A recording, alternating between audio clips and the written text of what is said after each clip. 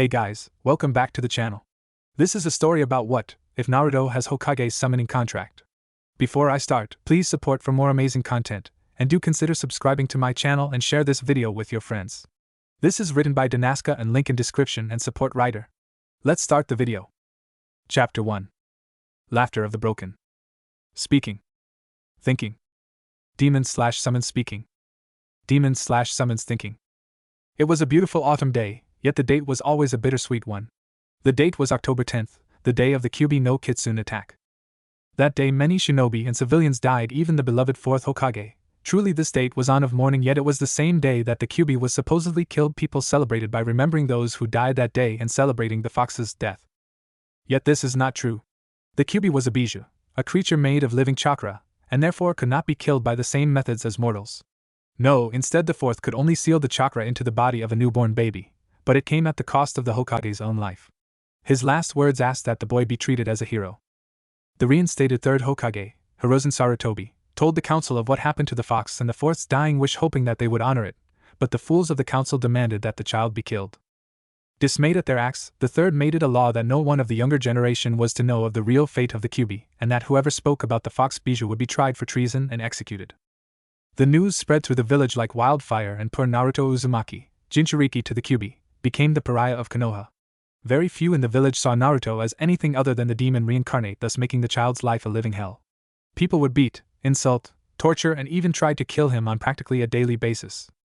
Today was Naruto's birthday, and the 6-year-old boy absolutely hated it.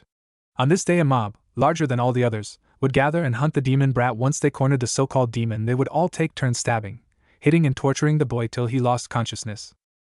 Today seemed to be no different for the Uzumaki youth, as he was once again cornered in an alley by a vicious mob. The blonde boy curled himself into a tight ball. "Grab the boy!" screamed a voice, and the next thing Naruto knew, he was being lifted into the air with a man grabbing his throat rather painfully. Suddenly the blonde was slammed into the wall, while the man who held him had a sadistic grin on his face.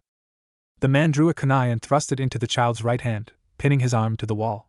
The blonde screamed in pain as the process was repeated with his other arm. The boy was pinned to the wall, blood seeping from the holes in his hands. Next thing he knew, the blonde was being stabbed, beaten, and tortured by each villager. The only thing he could do was endure the pain as it came with no respite.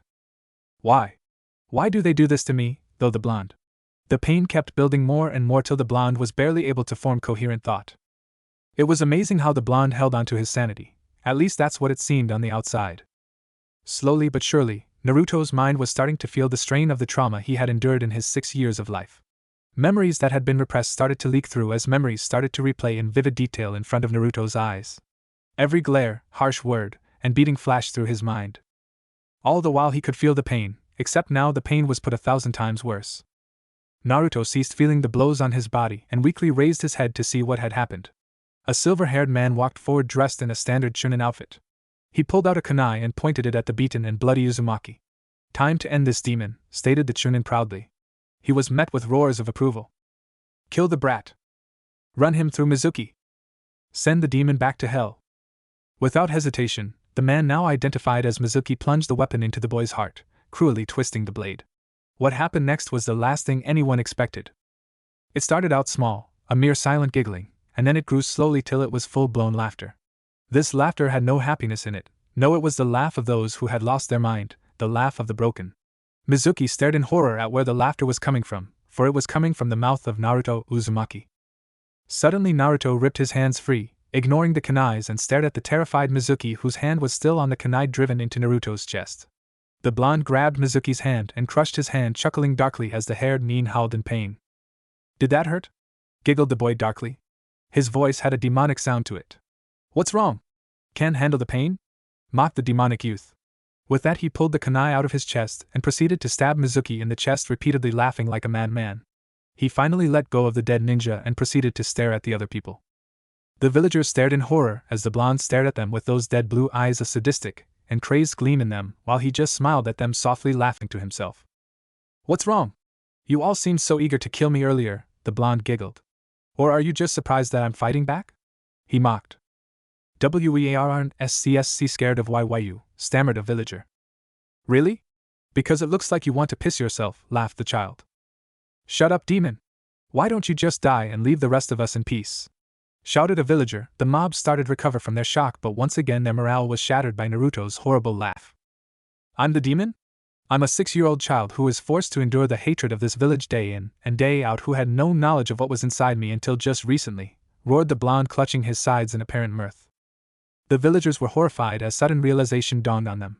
Some screamed and tried to run away, only to find a wall of malevolent red chakra blocking their escape route. Now where do you think you're going? The fun has just started, said an amused voice behind them. The air was rent with screams of horror and insane laughter. The scene the Hokage and Anbu saw horrified them. The alley was bathed in blood and body parts. The hardened shinobi were horrified at the blood and guts. They all could only stare in morbid fascination at the massacre around them.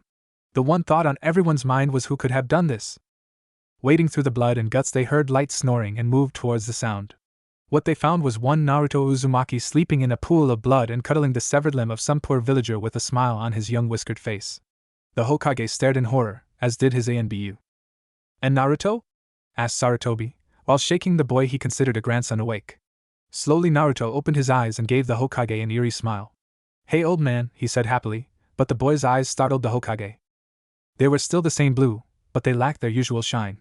Instead, he saw all the pain and anguish the boy had hidden behind his happy mask. He also noticed the strange glint. Besides all of this, Naruto's eyes looked dead to the old man. Naruto, what happened here? Asked the old man. He was worried about what had happened to his surrogate grandson. He shuddered at the sadistic smile that slowly overcame the boy's face. Don't worry, Gigi. I just decided to have some fun, giggled the blonde. Everyone was shocked at his words. Naruto? You did this? Inquired the ancient shinobi. The next words that came out of Naruto's mouth made the Hokage internally recoil from him. Of course, Hokage-sama. After all, they did break your law. After he said this, he gave a creepy smile to the old man. What do you mean, Naruto? Asked the old man, fearing the blonde's reply. The next 4 words made the Hokage realize that the happy Naruto Uzumaki he used to know was dead. I met my tenant, Naruto replied simply. 8 years later. Naruto was walking through the forest of death at around midnight. It was the only place Naruto felt truly at home since the incident 8 years ago. The forest was the scariest and most dangerous area in Konoha, but he loved it. The place terrified people both during the day and even more so at night. He felt it represented his own social status perfectly. The Hokage had once offered to give Naruto an apartment, but the boy had turned it down, saying he preferred his home in the forest of death. When the Hokage had heard this, he had been terrified for the child's safety. Naruto chuckled at the memory. Flashback. Naruto, the forest of death is no place for a boy your age to be staying, said the Hokage firmly to the boy sitting in front of his desk. True, Hokage-sama, but I'm not your average child now, am I? The boy said, an amused smile on his face as he stared at the old man. The Hokage had given an involuntary shudder at this, but he knew Naruto was right. Ever since that night, the happy blonde child had died and left this thing behind. All the old man could do was nod and say that he would have Anbu check up on him twice a week until he became a genin. End flashback. The boy chuckled and resumed his walk through the forest. Currently he was walking along the forest floor smiling to himself. Someone was following him, but the blonde had let her since he had known the girl also came to the forest as well. In fact, he was surprised she had not found him before tonight. Suddenly the boy stopped in a clearing and stared at the moon. The girl watched as the boy stopped and perched herself in a tree, evaluating the boy. Her target was wearing a gray t-shirt, long black pants, and black boots. Covering his entire body was a black trench coat and black goggles. His hair had long since lost its luster, but not its spiky and wild shape. Now it was a grayish blonde that reached down and partially covered his eyes. His headband had black cloth and the metal plate with the Konoha symbol signifying he was a shinobi. Come out, girl, I know you are there, Naruto said in an eerie voice. He was staring right at her hiding spot with a wolfish smile on his face. Come on, I won't bite. At this he chuckled to himself and said maybe. Naruto watched as the girl jumped out of her hiding place and stepped into the moonlight. She had purple hair tied into an odd ponytail and brown eyes. She was wearing mesh wire shirt and skimpy orange skirt that barely reached down to her mid-thigh. She wore standard shinobi sandals with shin guards and a tan trench coat. On her forehead was her Konoha headband, signifying she was a shinobi. Alright, what the hell do you think you're doing in my forest, Gaki? Asked the purple-haired girl threateningly, hoping to scare the kid off. Your forest? At this Naruto was giggling and slowly it turned into full-blown laughter, but this laughter scared the girl. Let me guess, you're Anko Mitarashi, known to the shinobi as the Snake Mistress, the snake whore to the villagers and former apprentice to Orochimaru to all, stated the boy to the now identified Anko. Furious Anko threw a kunai at the boy that grazed his cheek and caused him to bleed slightly. Immediately she appeared next to him and licked the blood off his cheek and said, "You better be careful what you say, brat, or I might just have to kill you," she whispered into his ear, confident that she had succeeded in scaring the boy shitless.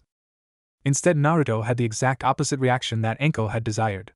He laughed maniacally and grabbed the snake mistress by her throat. "I applaud you, Anko. Not only do you endure the hatred of those damned villagers, but you actually have the gall to attack and threaten me," he praised. "You've earned my respect, Anko, something only the Hokage himself has." With this he let go of her and grinned at her as she fell flat on her butt. Anko was both surprised and scared at the genin's strength. That was when she saw his eyes through his goggles. Those eyes, those dead blue eyes, stared at her with an insane glint. They were filled to the brim with anguish and pain. For the first time in years, Anko Mitarashi was scared. What the hell happened to him, she thought. That was when she saw the 6 whisker marks on his face, 3 on each cheek, and realized who it was. "Why, you're Naruto Uzumaki, the container of the 9-tailed fox," she stammered. Naruto giggled insanely to himself at her fear. "You broke the third's law, Anko. You're lucky I already know about the fox, or the third would have been forced to kill one of his best interrogators," he said in a scary, happy voice. "How do you know so much about me?" asked Anko in fear, not caring that she had broken the third's law. "Honestly? You interest me, Mitarashi-san. I look forward to meeting you again," the dead-eyed boy said while walking off. "If you ever need some help interrogating someone or even getting back at someone, come find me, and if you can't find me, I'll find you." With that, the blonde disappeared into the shadows of the forest, chuckling darkly. Anko stood up shakily and headed towards the village. She needed a drink, and badly. With that thought, she leapt into the trees and headed for the nearest bar, intent on drinking herself till she forgot the entire event. Before she left, the sound of broken laughter filled her ears and the image of dead blue eyes flashed across her mind. She shuddered and was just glad that she wasn't one of the people he seemed likely to kill in the near future. The next day, Naruto was sitting in his seat at the academy waiting for his teacher, Irika, to come in and announce the teams. As usual, the grayish blonde was sitting in the middle row, a chair away from Sasuke Uchiha, who as usual, was brooding and staring off into space with an angry look. Not even acknowledging the fangirls who were gazing at him with hearts in their eyes. Naruto chuckled to himself. Those girls are either going to die on their first real mission or be sent straight back here for more training, Naruto thought.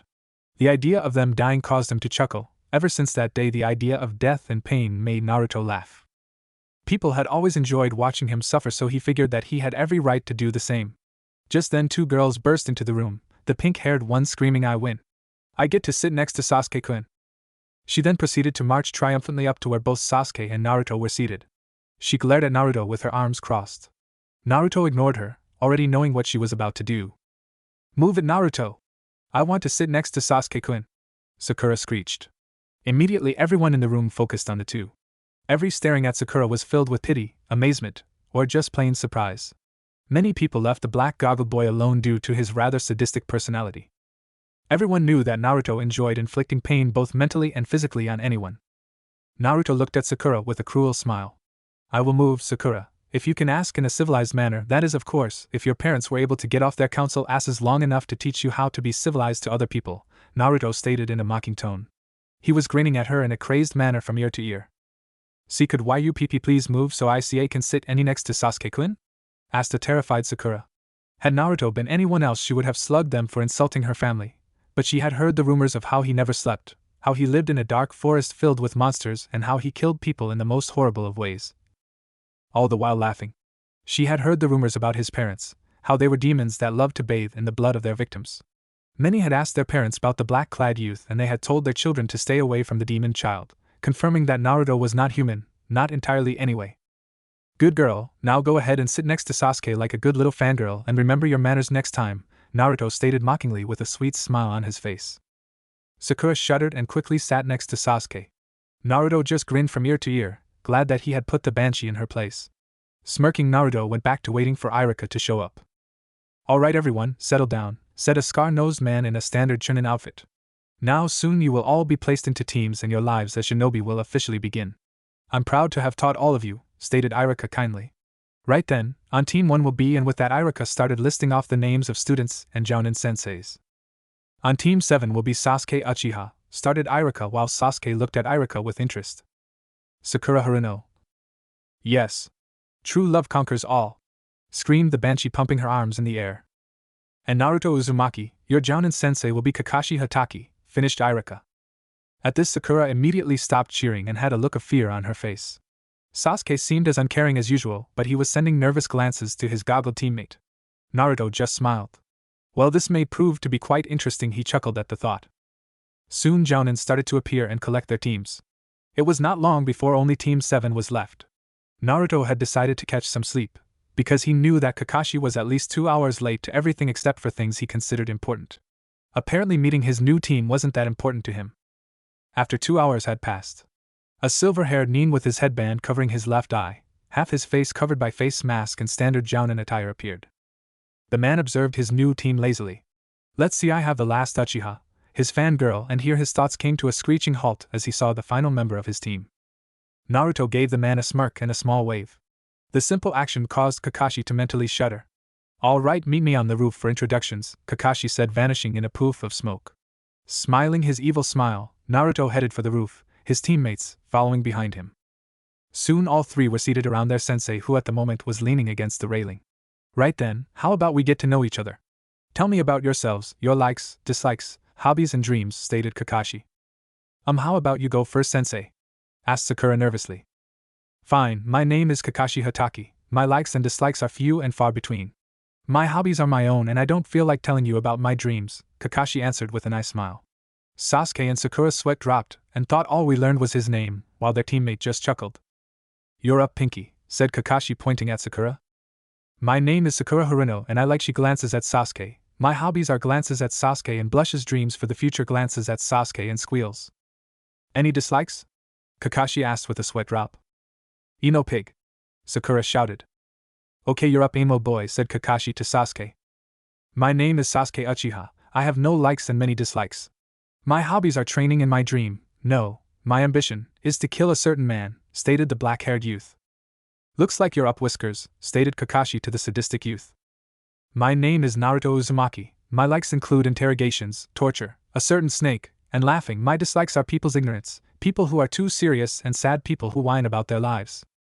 My hobbies include midnight strolls, gathering information and thinking up games. At the word games everyone shuddered visibly. My dream is to have fun and to die with a smile on my face, finished the boy with a manic smile. So I have a brooding avenger, his fangirl, and a boy whose sanity is shaky at best with a love for causing pain, thought Kakashi with a sigh. Right then, I want all of you to meet me at Training Ground 7 at 6 a.m. for some survival training, Kakashi informed his students. But sensei, we already did training in the academy, Sakura protested. Yes, but this time your opponent will be me and this training will determine if you will become genin, Kakashi sighed. What? We already took the test to become genin, Sakura screeched, clearly annoyed and confused. That test was made to weed out those had the potential and those who didn't. This test will determine if you will become genin and it has 66% failure rate, so remember, meet at Training Ground 7 at 6 and before I forget, here he paused for effect, skip breakfast unless you want to puke, he finished with an eye smile. Before his students could protest, the masked man disappeared in a poof of smoke. Soon after, Naruto stood up and left for his forest to prepare while Sakura and Sasuke watched him walk off. They could have sworn they heard him saying something about preparing for the fun that was sure to come, which made all of them shiver in fear.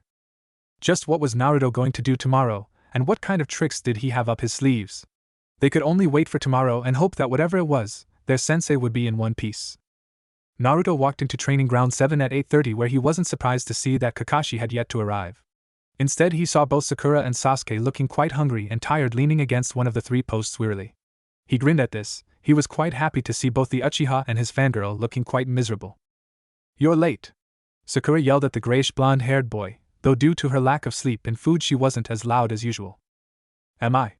Well, better late than never. Besides, I don't see our sensei here, so I don't think it really matters, Naruto said in a mocking voice.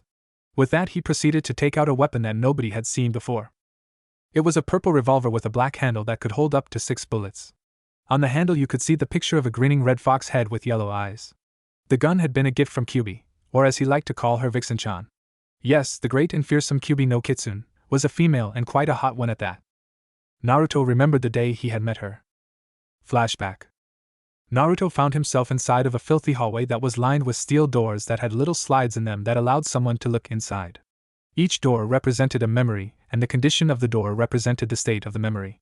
The entire place had the feel of an asylum to it, which Naruto absolutely loved.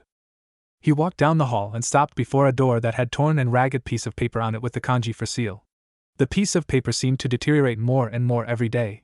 When Naruto had asked, the Kyuubi had told him that the seal was breaking and half her chakra would be transferred to him when it finally did break. She had told him that nothing would happen to him physically, and the only side effect was that she would no longer be in his mind, but she'd literally be bonded to Naruto for life. In every sense of the word, Kyuubi was Naruto's mate, which actually made both of them quite happy. What made it even better was the fact that since Naruto would be half demon, he would be able to take on more than one mate, though the blonde said he only wanted 3 mates at the most. Opening the door, he looked in to find a room completely different from the rest of his mindscape. The room seemed to be made out of a dark mahogany with a red carpet floor. It contained a grand fireplace, 2 recliner chairs, and a king-sized bed with satin sheets with matching mattress and black pillows. There was a bookshelf, and what seemed to be a hanging flat-screen TV hanging over the fireplace. The TV allowed Kyuubi to see and hear whatever Naruto did. Sitting in one of the recliners was a woman wearing a black dress and a red sash with a slit going up the left side of the dress where it stopped at her mid-thigh. She had slit pupils with red irises and long red hair that flowed to the small of her back. Her dress hugged her figure, showing off her beautiful curves and her double C-cup-sized breasts. Her 9 flowing tails and fox ears only added to her beauty, making her seem like some exotic goddess. "Hello, Vixen-chan, enjoying yourself, I hope?" smirked Naruto as he sat in the chair across from her. She smirked at the boy. "Yes, I am, and I have a surprise for you, Naruto-kun," she purred. She stood up and walked over to a chest at the foot of her bed and pulled out a revolver. She tossed the gun to the goggled boy, who caught it deftly in one hand. Placing his goggles so they hung loosely around his neck, the Uzumaki proceeded to inspect the weapon closely. He cast an amused smirk at his mate and cocked an eyebrow. "That, my little Orochimaru, Joker, is a revolver pistol I made specifically for you," she said with a smile. "It works by placing one of these things." She pulled out a bullet inside the revolving chamber, adding some chakra, and voila. Instant flying death or pain. She smiled. "Really?" he asked with an eager smile, the insane glint in his eye sparkling. She nodded. "This thing can fire up to, say, 30 yards easy with just the smallest amount of chakra. Give it more chakra or a good dose of yuki if you want to launch it farther," she said. Naruto was giddy with excitement at his new toy. He couldn't wait to test it on some villagers who got too brave, or drunk. If he couldn't use villagers, he'd settle for enemy ninjas. "That's not the best part though," sang Kyuubi while taking the gun away. She pointed it at him and pulled the trigger. Instead of a bullet flying out of the gun, out popped a little banner that said "bang." Naruto laughed insanely at this. He would definitely enjoy that feature. "Wait, there's more," she said. Naruto watched in eager anticipation as she pointed the gun at the wall and pulled the trigger again. The banner launched from the gun at high speeds and embedded itself in the wall with another banner coming out the back that said "HA." "Ha! Ha!" Naruto leaped out of his chair and kissed Kyuubi deeply before resurfacing with a pop. "Vixen-chan, this is probably the best gift I've ever gotten from you. Well, besides the sex, of course," exclaimed the insane young man. Kyuubi had giggled at this. "Soon, Naruto, soon I'll be out of here, and then we can really have some fun," thought the kitsune with a sadistic grin. Flashback end. Naruto laughed at the memory, and how he had tested that gun. Some ways away, several men in wheelchairs shivered. The pain from when their kneecaps had been blown off seemed to resurface. Some of those men still couldn't sleep at night without hearing the laughter and the bang of the gun that had crippled them. "Oi, what the hell are you laughing at, creep?" asked Sasuke. Naruto glanced at the Avenger, and a vicious smile spread across his face, threatening to split it in half. "Oh, nothing that concerns you," the blonde said. He was pointing his gun at imaginary targets, showing off the weapon to the Uchiha, wanting him to take the bait. "What the hell is that weapon?" Sasuke demanded, curious about the strange item in the black-clad boy's hands. "Hook, line and sinker," thought the blonde. "This? Oh, this is just something that if Itachi had, he could have eradicated your pathetic clan in half the time it took him," the sadistic boy said offhandedly. "You know, in all honesty, he left you alive. He probably wants you to avenge the clan or something like that. A complete and utter waste of time in my book," Naruto added, tapping the barrel against his chin in mock thought. "Give me that weapon," snarled an enraged Sasuke. He was pissed at him. A lowly commoner and orphan to boot would dare insult his clan and ambition like that. He wanted to take that weapon and kill both Naruto and Itachi. Something that powerful should belong to him. "You want this weapon? Fine then, but first let me show you how it works," Naruto said with sadistic glee. Quick as a whip, Naruto fired off a round with a loud bang at Sasuke's head. The bullet lodged itself in the post behind a shocked and terrified Sasuke. The hole was mere inches from Sasuke's head and was still smoking. "Now for a close-range demonstration," Naruto giggled. Slowly he strode over to where Sasuke was sitting, leaking off killer intent as he went.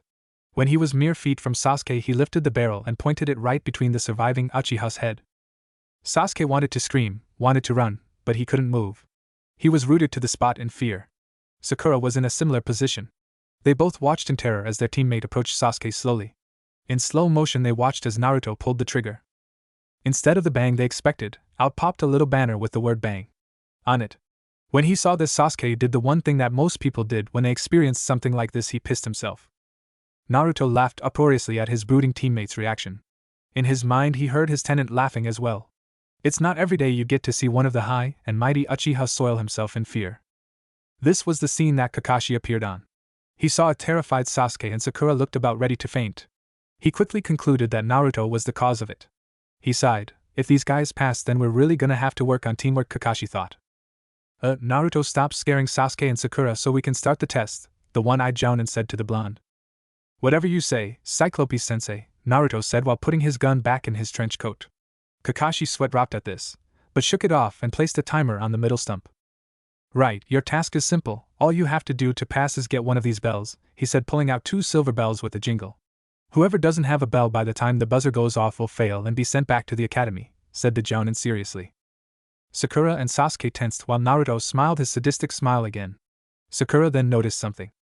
But sensei, there are only 2 bells, she protested. Exactly, which means one of you will fail, Kakashi stated simply. Sakura and Sasuke got determined looks while Naruto's grin grew wider. Also, if you want a bell, come at me with the intent to kill, he said seriously. The test begins now, stated Kakashi. Immediately Sasuke and Sakura vanished in blurs of speed. Naruto, on the other hand, just stayed where he was. Naruto, you do realize the test has started? Asked Kakashi. Yup, just wanted to jibe your hand a shake before we started in anticipation of a good fight, Naruto stated, offering his hand with a giant smile on his face. Confused Kakashi shook the odd child's hand. Immediately lightning raced all across Kakashi's body before said masked ninja exploded in a poof of smoke. It was only a clone, Naruto said with a pout. Well, all I have to do is just find the real one, but where could he be? Naruto said, taking out his revolver.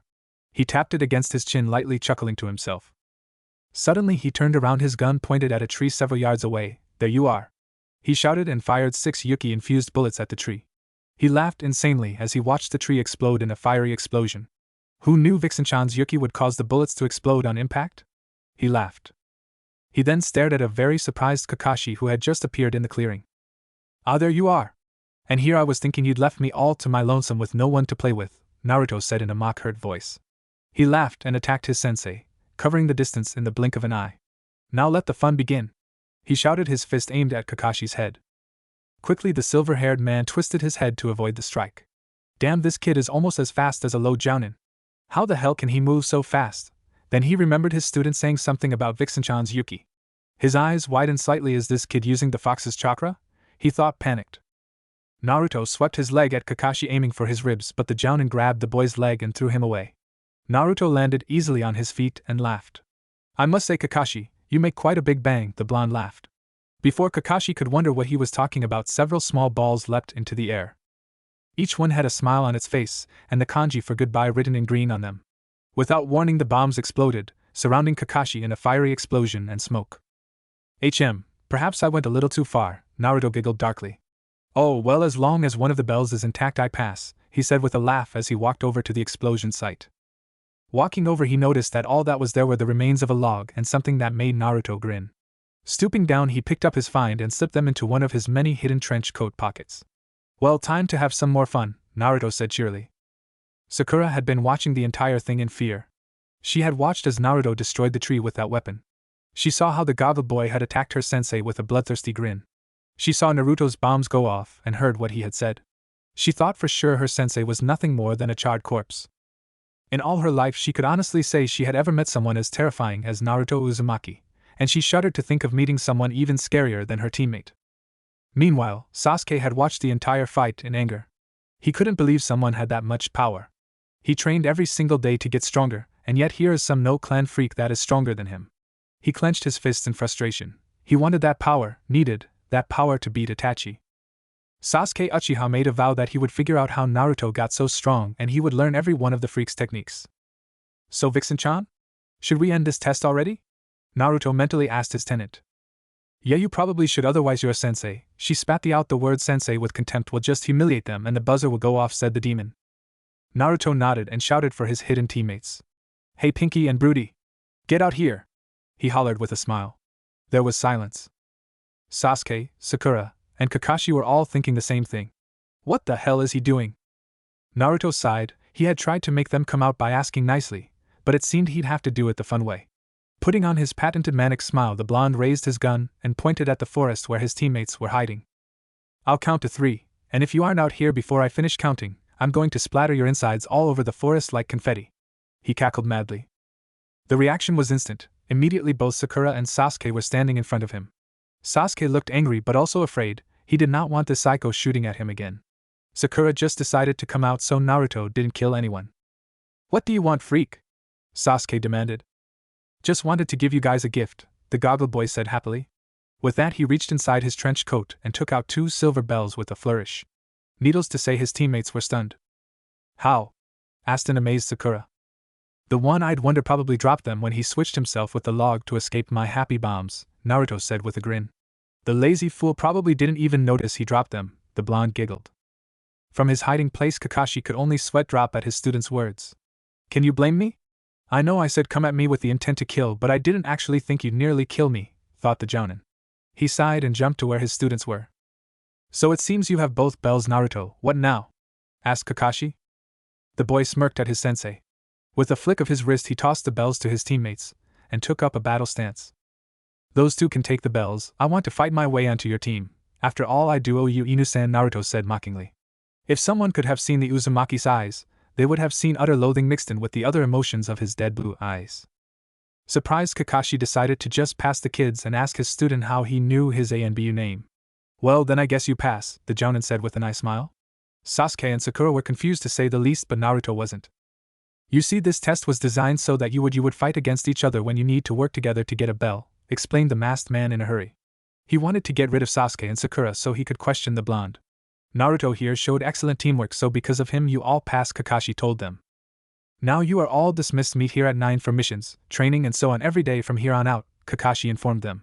Now you are all dismissed except for you, Naruto. I want to talk to you about something, stated Kakashi. Naruto grinned while his teammates left with very confused expressions. Kakashi turned to the boy with a curious expression. As he was about to speak, he was interrupted by Naruto's laughter. Let me guess, you want to know how I know your ABU name? He asked. Kakashi nodded. Trust me when I say it wasn't easy, but I wanted to find the man who helped turn me into what I am today. The blonde crowed. Kakashi's eyes widened in surprise. What does he mean? I've never laid a finger on him, he thought. Oh, don't worry, I know full well you never harmed, but I do know that you were supposed to be one of my bodyguards. Funny how you never seemed able to stop the mobs, the blonde giggled. Yet it's also amazing how I always saw you just sitting there watching the mobs nearly kill me. Here the blonde grinned wolfishly. Kakashi's eye widened and he mentally started to panic. It was true he had been sent to guard Naruto, but the lazy nin had never felt compelled to help the boy. In fact, until he saw that night 8 years ago, he had resented the boy for having a part in taking his sensei's life.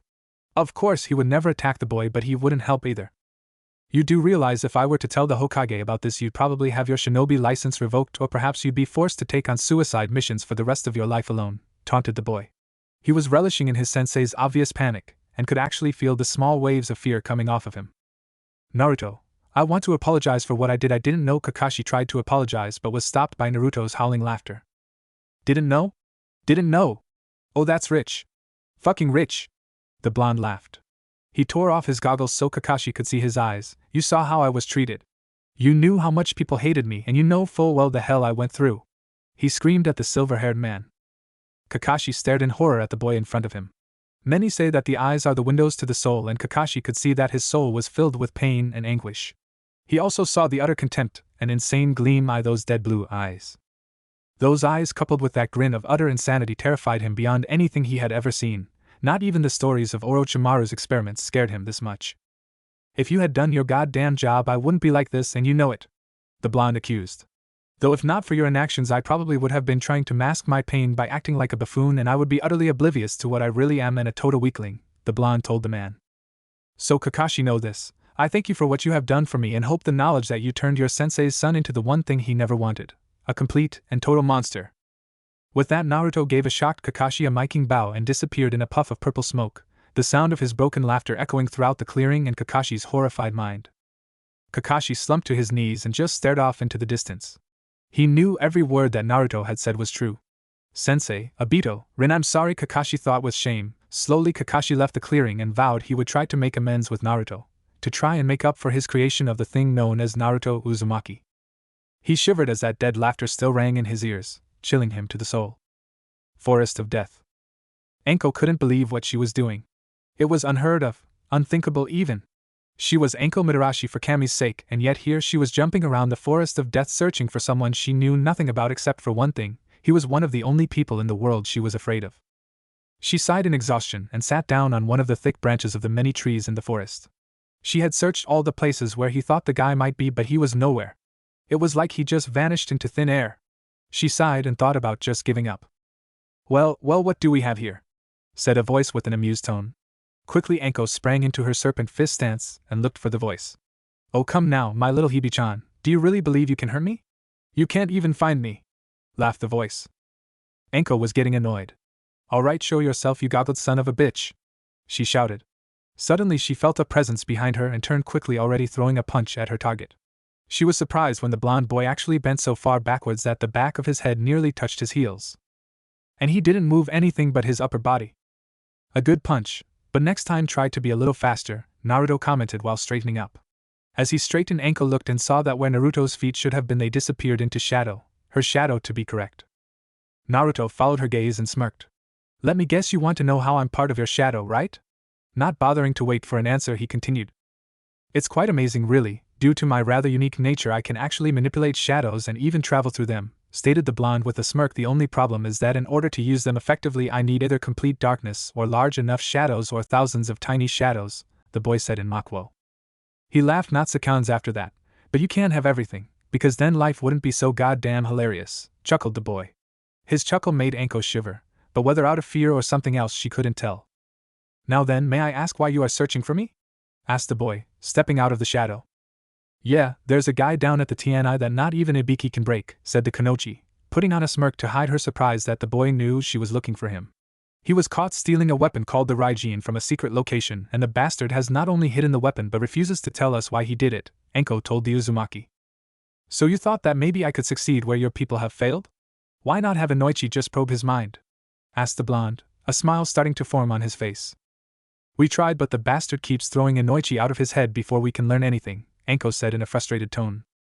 "Well then, let's go see what fun I can have with this guy," Naruto proclaimed happily. With that, he grabbed Anko by the wrist and dragged her with him into the shadows. Interrogation room. Ibiki was surprised when his partner Anko and a strange teenager with a black trench coat materialized in the room via the shadows. Anko turned towards her companion and shot him an annoyed glare. "Never do that again," she growled. "Never do what again? Don't tell me you didn't enjoy the shadow travel. While it is creepy, the experience itself is quite pleasant," grinned the blonde. "Just tell me before you do something like that," she said heatedly. Ibiki noticed the pink hue that had appeared on her cheeks and wondered what had happened. Anko had actually enjoyed traveling through the shadows, though she would not tell the blonde that. She expected to feel cold and hopeless, but instead the shadows had a peaceful feel. While they had moved through them, she had felt how the shadows had caressed her body with a lover's touch, how every touch had sent shivers of pleasure through her body. When she had left, she had felt how the shadows seemed to gently push her but lingered, as if telling her to come back to them soon. Ibiki coughed to get the two's attention. They turned to him to show they were listening. "Right then, I'm to assume that you are the person Anko said could break this guy?" asked the imposing man to Naruto. Naruto grinned at this and shot Anko a glance. "Yes, I believe I can break this person, Ibiki. My only request is that you do not interrupt, no matter what," Naruto told the man with a sadistic grin. "Fine, but just know that you are not allowed to kill the prisoner," Ibiki said, a little unnerved by the smile. He opened the door to where the man was being held and handed Naruto a file on the prisoner. "I'll be watching, so remember, don't kill the prisoner, kid." "Don't worry, Ibiki-san. After all, a corpse isn't nearly as much fun as a living person." With that, the blonde slammed the door behind him. His laughter could be heard from the other side of the door. Naruto grinned as he approached the man tied to the chair. The man had brown hair and a long scar on his forehead. His brown eyes glared defiantly at the blonde. "Rokushu Aoi, Jounin of Konoha and found stealing Raijin, the legendary lightning sword," Naruto read out loud from the folder. His tone sounded playful. "Now how about you tell me where the sword is? If you think you can make me talk, then you're wasting your time." Aoi spat, a triumphant grin on his face. Naruto got a sadistic grin on his face and threw the folder over his shoulder. "Great. I was hoping you'd refuse to talk." exclaimed the blonde happily, pulling out a syringe filled with the purple liquid. It's much more fun when you decide not to talk. That way I get to hear you scream, he chuckled darkly. With that he plunged the syringe into Aoi's neck and injected the serum. Aoi grunted in pain as he felt all of his muscles start to tighten and stretch in ways that were painful. Slowly his face tightened to the point it looked like he was wearing a giant grin with his eyes stretched wide open. What the hell did you do to me? Aoi said through clenched teeth. That, my friend, is a special serum I've created that completely tightens the muscles of the body to the point it hurts. Hell, right now you are little better than a bowstring ready to snap from strain, explained the blonde, pressing down on Aoi's fingers, straightened fingers causing them to curl painfully. Aoi wanted to scream in protest, but all that came out was a gurgled cry. If I didn't know better I'd say you were in pain, but that smile on your face says otherwise, Naruto giggled cruelly. You know what? If you want the pain to stop, just yell Kitsune, but if you yell Kitsune then you have to tell me where the blade is, agreed? Naruto said, curling one of Aoi's fingers again. The man gave another gurgled scream but glared at the teen in defiance. Oh good. Now let's see, the serum should last for another hour, so that gives me plenty of time for me to milk this type of torture, then move on to more fun. The blonde said, clapping his hands and removing his goggles. Aoi looked at the blonde in fear. He saw the sadistic smile, the insane glint in those dead blue eyes, but what's more, he saw the 3 whisk marks on each cheek. Oh ho, so you recognize me? I was actually quite pleased that I would be able to pay someone back for the kindness they showed me so many years ago, Naruto said in a delighted voice, giving Aoi a look that promised pain and suffering, and the blonde would enjoy every second of it. Remember, the word is Kitsune, but please remember to say it as loud as you can because I've been having trouble hearing lately, he giggled insanely. That look and that giggle did it for Aoi. He didn't want to be anywhere near this insane child. Kazun! Kitsune! For the love of Kami, Kitsune! Screamed the man as best as he could. Tears were running down his eyes as his eyes rolled in fear. I hid the blade inside of an abandoned shack in the forest near the memorial stone, he shouted. The paralyzing effects seemed to have worn off and the man was now thrashing desperately to get away from Naruto. The blonde just smirked and left. Enko and Ibiki could not believe what they had seen. Here was a genin that had just broken a jounin in no less than 20 minutes. Ibiki was impressed while Enko was both impressed and somewhat in awe of the boy. Said boy walked up to them and gave both ninja a wolfish smile. I must admit, I thoroughly enjoyed myself, stated the blonde, snapping the two back to reality. If you need help then here's my card and you know where to find the Enko, stated the boy, tossing Ibiki a card. The man caught the card and was slightly confused at it. It was a regular playing card, a joker to be exact. The odd thing about it though was that on the back of the card was the kanji for fox in green ink. Looking up, he saw that Naruto was gone and a single purple rose was left with a note. Curious, Enko picked up the rose and found it was addressed to her. The message read, till next time, my Hibiheim. Enko quickly hid the flower before Ibiki could see. So what did the flower say? Ibiki asked. Nothing, let's just get this guy back to his cell and report to the Hokage, Enko said quickly, avoiding eye contact with her partner. Confused, Ibiki just shrugged and went inside to retrieve the whimpering Aoi. Next day, Kakashi sat in a tree observing the target his team had been ordered to retrieve again. This was the 3rd time today, and the team was getting tired of it. He sighed and was just about to contact his team when something happened. Out from the foliage burst some kind of giant dog with brown fur and black spots. The dog was about the size of a pony but had double the bulk. Sitting astride this behemoth was none other than Naruto Uzumaki. Time to die, you hairy bastard! Yelled the blonde with a giant smile. The hairy bastard in question dashed off into the forest in pure fear. Naruto just laughed. Shanzi. Lunchtime. With that the hyena gave a barking laugh and raced after its prey. Kakashi quickly raced after the two with Sasuke and Sakura right behind him. I thought he was joking when he said he was going to feed that cat to his hyena, Sakura yelled, both annoyed and terrified. Let's just hope Naruto remembers not to kill Tora, Kakashi stated lazily. Though in all honesty I wish that cat would die already, thought the silver-haired man. Sasuke seemed to be thinking the same thing. The team quickly found Naruto and his hyena, Shanzi, inside a clearing, but there was no sign of the cat Tora. Naruto was leaning against the beast's side with a very satisfied smirk on his face. The hyena also seemed satisfied and was picking its teeth with its claws. Naruto, Kakashi started slowly, where's Tora? He asked, fearing the worst. Naruto grinned, if you're wondering where that fur ball is, she's not dead, here he giggled, yet of course. Then where is it, Dobe? Sasuke demanded. Shanzi growled at the Uchiha but Naruto waved him down. Shanzi ate her, and we've got about 30 minutes till the cat is digested, after that we wait for nature's call, Naruto stated happily, giving Shanzi a scratch behind his ears. Sakura looked horrified, Sasuke seemed disgusted and Kakashi was impassive as always. Well then let's get moving, The Hokage's office is a good 10 minutes away, and I'm sure Tora could very well die of suffocation or fright as easily as digestion, Kakashi said with an eye smile. Kakashi then turned to leave when he heard an audible gasp from Sakura. He looked to see she was pointing at where Naruto was. He turned to see Naruto and his hyena were gone, with only a few tendrils of shadow showing where they had been. Kakashi sensed for around for Naruto's chakra signature, but he couldn't sense him anywhere. His eye widened in realization that Naruto must have used some sort of Shushin technique. Where on earth did he learn that technique, thought Kakashi. Once again Sasuke seemed to be thinking the same thing, but he had a very annoyed expression on his face. Hokage Tower, Mission Room. The Hokage was staring at the blonde before him with a stoic expression.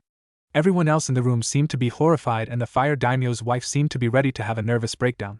Naruto just grinned while he leaned and a bored-looking Shanzi. So, let me get this straight, started the Hokage. Your summons, Shanzi, has eaten Tora but has yet to digest said cat? He asked. Mama was right, I really need to chew before I swallow, stated the hyena with a slight grimace. Case of indigestion, big guy?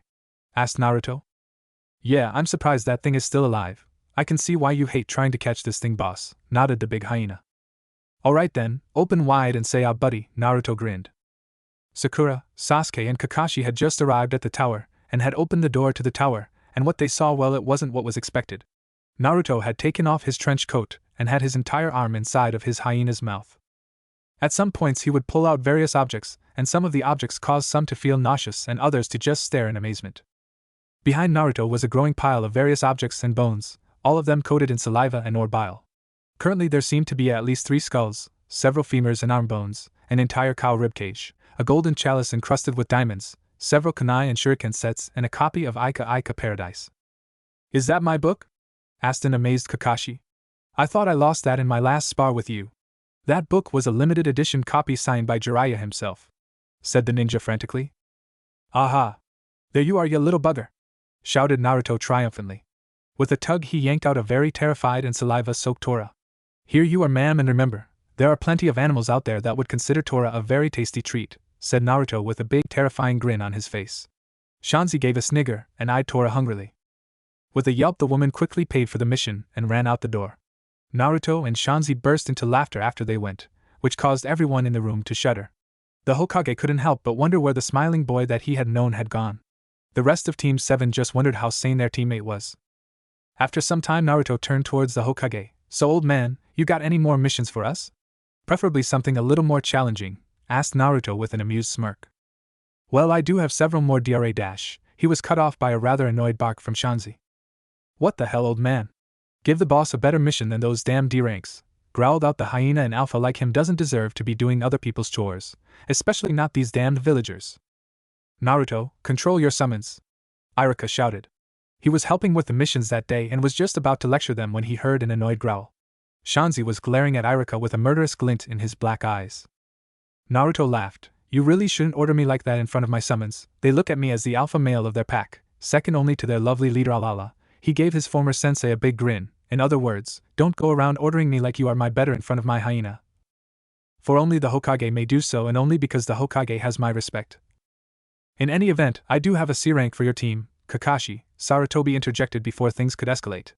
Immediately all attention was on him.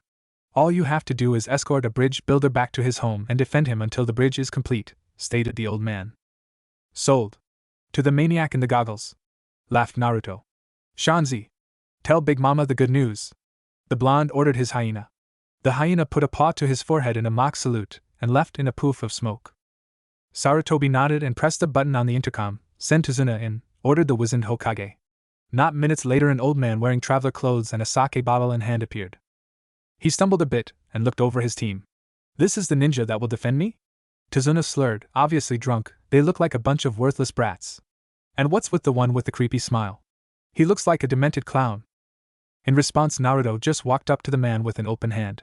Sir, I can assure you that this clown is more than competent, so how about we shake hands and get this mission started on the right foot, HM? Asked the blonde with a pleasant but eerie smile. Shrugging, Tazuna reached out a hand, and the next thing he knew he was on the floor in crumpled heap courtesy of about 5,000 volts of electricity.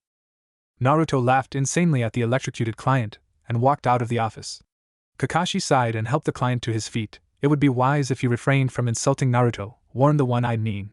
Tazuna just nodded dumbly. This is going to be a long trip, Kakashi mentally groaned.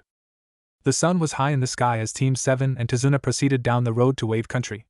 Currently Naruto was out in front looking for something to do, preferably something to kill. Sasuke was next to Tazuna with his hands in his pockets and glaring at the world. Sakura was talking with Tazuna about Wave while Kakashi took up the rear with his nose buried in his book. Suddenly Naruto spotted a puddle and a smile slowly started to form on the blonde's face. Time to have some fun, Naruto thought with a dark chuckle. Slowly the blonde reached into one of his many hidden pockets and drew out several of his happy bombs. As he passed the puddle he deftly flicked his wrist and the explosives landed in the puddle. The following explosion kicked up a bunch of smoke and dust, and once it cleared there were two figures wearing gas masks, tattered cloaks and had kiri headbands with slashes through them. Each ninja was wearing a large clawed gauntlet that connected them together via a bladed chain. Currently both brothers were battered and bruised from the explosion, and one of them appeared to have severe burns all over his left side. The Demon Brothers. Now this mission just got interesting, Naruto yelled while charging the Kiri Nuke Nin. Quickly the two missing Nins wrapped their chain around the charging boy. One down, said one, and with that the brothers yanked their chain and the Uzumaki boy was ripped to bloody shreds. Team 7 watched in morbid fascination as the remains of their teammate hit the ground with squishy thuds. Next one, stated the one on the right. With that they charged towards Tazuna with their chain held taut, the metal gleaming off the blades in the sunlight, soaked with the recent blood. Suddenly a kunai had pinned the chain to a tree and Sasuke immediately appeared on the weapon's hilt and delivered a devastating kick and punch to the brothers on the left and right respectively. Immediately the brothers released their chain, one going after Sasuke and the other charging towards Sakura and Tazuna. Before the one attacking Tazuna and Sakura could do anything, Kakashi appeared and knocked him out with a chop to the back of the neck. After tying his adversary to a tree, Kakashi turned to see Sasuke was having trouble with his opponent. The Uchiha ducked under a swipe from the Kiri Nin's gauntlet but was thrown onto his back from a straight kick to the face, a crunching sound ensuring his nose had been broken by the Demon Brothers' kick. From his position he could only freeze in terror as he watched the Nuke Nin bring his clawed hand down for the killing blow. However, there was a loud crack and a look of surprise appeared on the Demon Brother's face. Slowly the Nin's eyes rolled back into his head and he fell to the ground, his blood pooling out beneath him. Sasuke stared in shock at the body, then looked up to see a smirking Naruto with his gun pointed up in the air, the barrel smoking from the shot. The gray blonde gave a mocking smile to the Uchiha and said, "What? Fox got your tongue the watery chicken?" Sasuke looked at Naruto with a look of shock that he was alive. This caused the Uzumaki to laugh uproariously at him, which in turn caused Sasuke's shock to slowly turn into anger and frustration. He grabbed his nose and snapped it back into place with a pained grunt and started to fix his nose while he glared at the blonde. Sasuke slowly got up and continued his one-sided staring contest with the blonde while Sakura stared in shock. "How the hell are you alive?" screamed Sakura at Naruto. Said blonde cleaned his ear with his pinky for a moment, and then went over to his so-called remains. "Kai," the blonde said with a smirk. Immediately the bloody chunks that looked like Naruto's remains poofed before revealing the mutilated carcass of a pig. Everyone stared in shock as Naruto picked up the pig head and started throwing it between his hands absent-mindedly, much to the disgust of everyone. "If you haven't figured it out yet, Miss Pink, I replaced myself with a dead pig," Naruto chuckled while he started to play hacky sack with the head, bouncing it off of his feet and other body parts, even his head. Keeping his lazy facade up, Kakashi looked to his student and asked, "Where did you get a dead pig, and why?"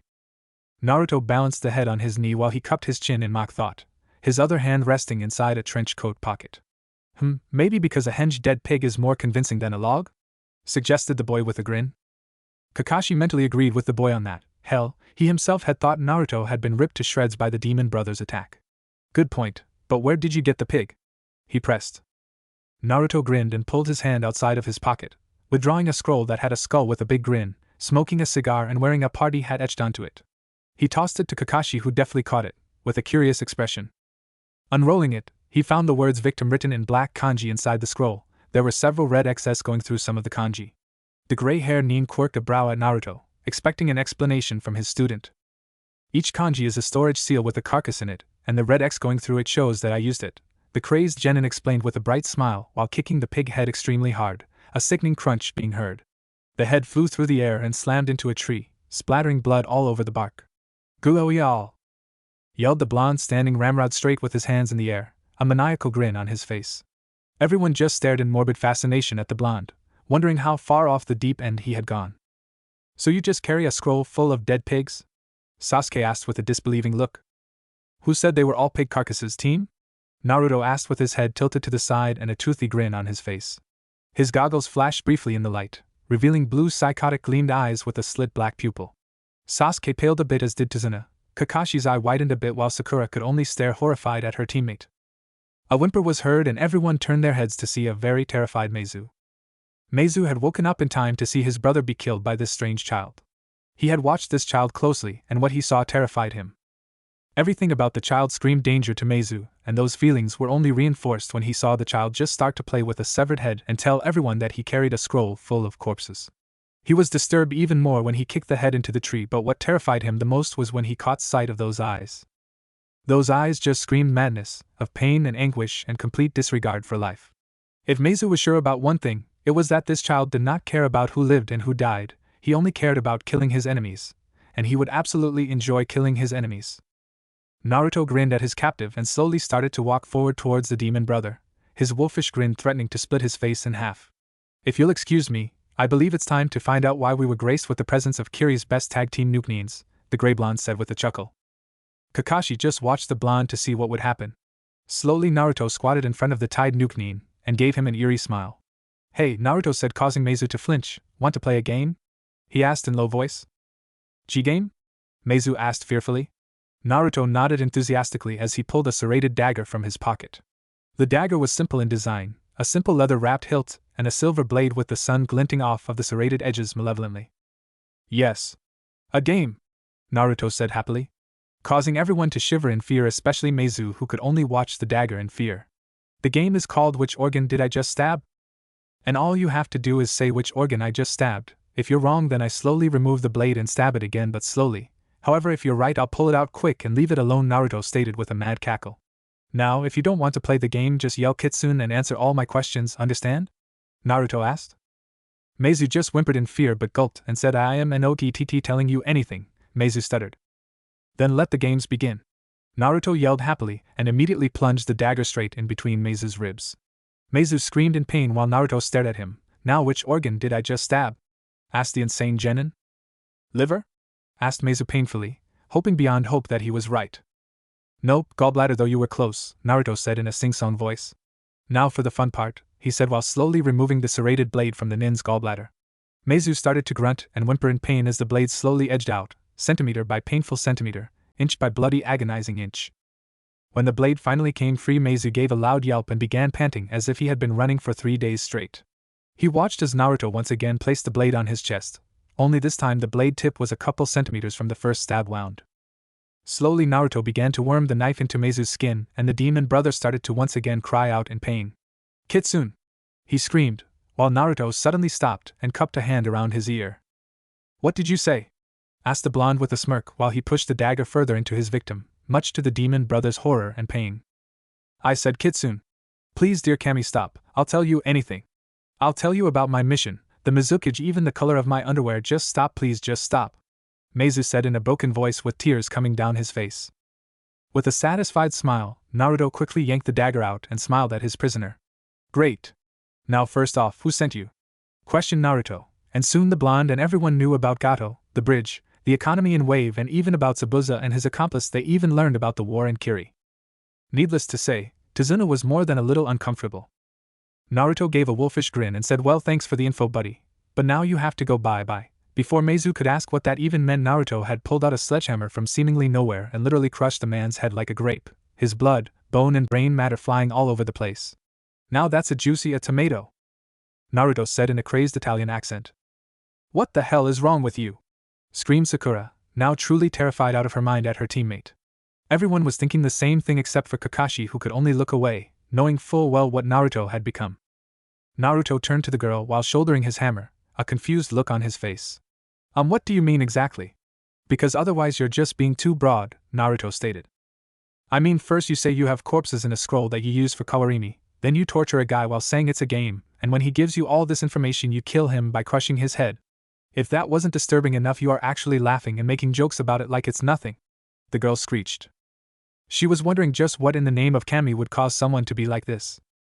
For a second Naruto looked at her, then without warning he burst into a fit of laughter. He was rolling on the ground and holding his sides because he was laughing so hard. After he calmed down, he wiped his eyes and stared at her. Are you serious? The smartest girl in the entire class has no idea why I am the way I am. Do you seriously not know what it is to be a ninja? Oh, that is just too funny, Naruto proclaimed, going into another fit of giggles. What the hell is that supposed to mean? Sakura exclaimed, obviously annoyed. I mean, ninja are expected to do this on a regular basis. If you want to survive in this world of shinobi, then you will be expected to kill, torture, and even seduce people, all for the sake of protecting the village and completing the mission, Naruto said with a grin. After seeing Sakura's shocked look, he laughed once more. Did you really think this job would be easy? That you wouldn't have to do things like this? I am just simply making sure I stay alive, and that means showing no mercy, getting as much information I can get any way I can, and as for me laughing and making jokes here, he paused and grinned evilly at Sakura. You'll find out soon enough, unless of course you die during this mission, Naruto chuckled. Are you saying you'll do the mission? Tazuna asked. Does a bat fly in the dark? Of course I'm doing the mission. The chance to fight Zabuza is just too awesome to pass up, Naruto said with a giant grin. Besides, I don't like people like Gato. I hate people that use others and cause innocents to suffer. At this, everyone stared at the blonde strangely. What? I may be considered evil and a nut, but I only kill and harm enemies, people who have wronged me and those who deserve it, Naruto said with a mock-hurt look. Then why did you nearly kill Sasuke-kun with that gun? And why would you always harm some of the other kids at school and insult me and Ino? Sakura demanded angrily. Naruto laughed, except this time it wasn't mocking or terrifying but genuine laughter.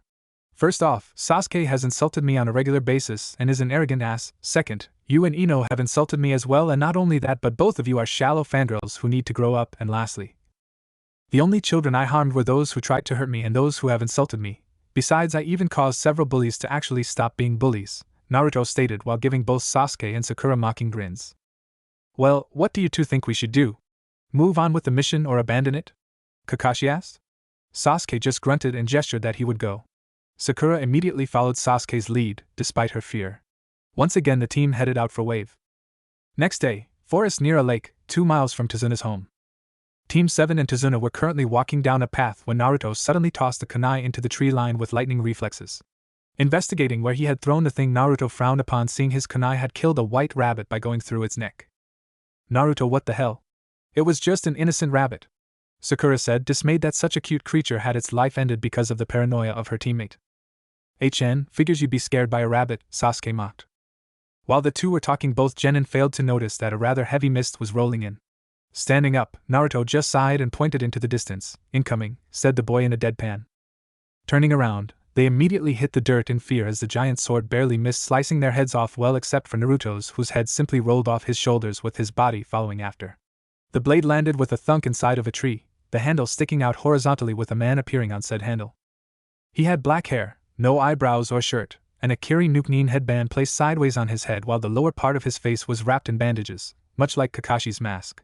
He had black and gray camel pants, standard shinobi sandals, a black strap that went from shoulder to hip for his sword, and a pair of arm warmers that matched his pants. Everyone stared at this man in utter shock, while said man smirked to himself, confident that he had easily scared the civilian and genin with his murderous entrance while effectively putting their jounin on edge. One down and the only other threat is the jounin. This is gonna be easy though. The man. Just as he was about to speak, he was stopped by Sakura's screech. Naruto! Stop doing that! Confused, Zabuza turned to where she was screaming at and came face to face with a boy wearing black goggles leaning on him like some old friend.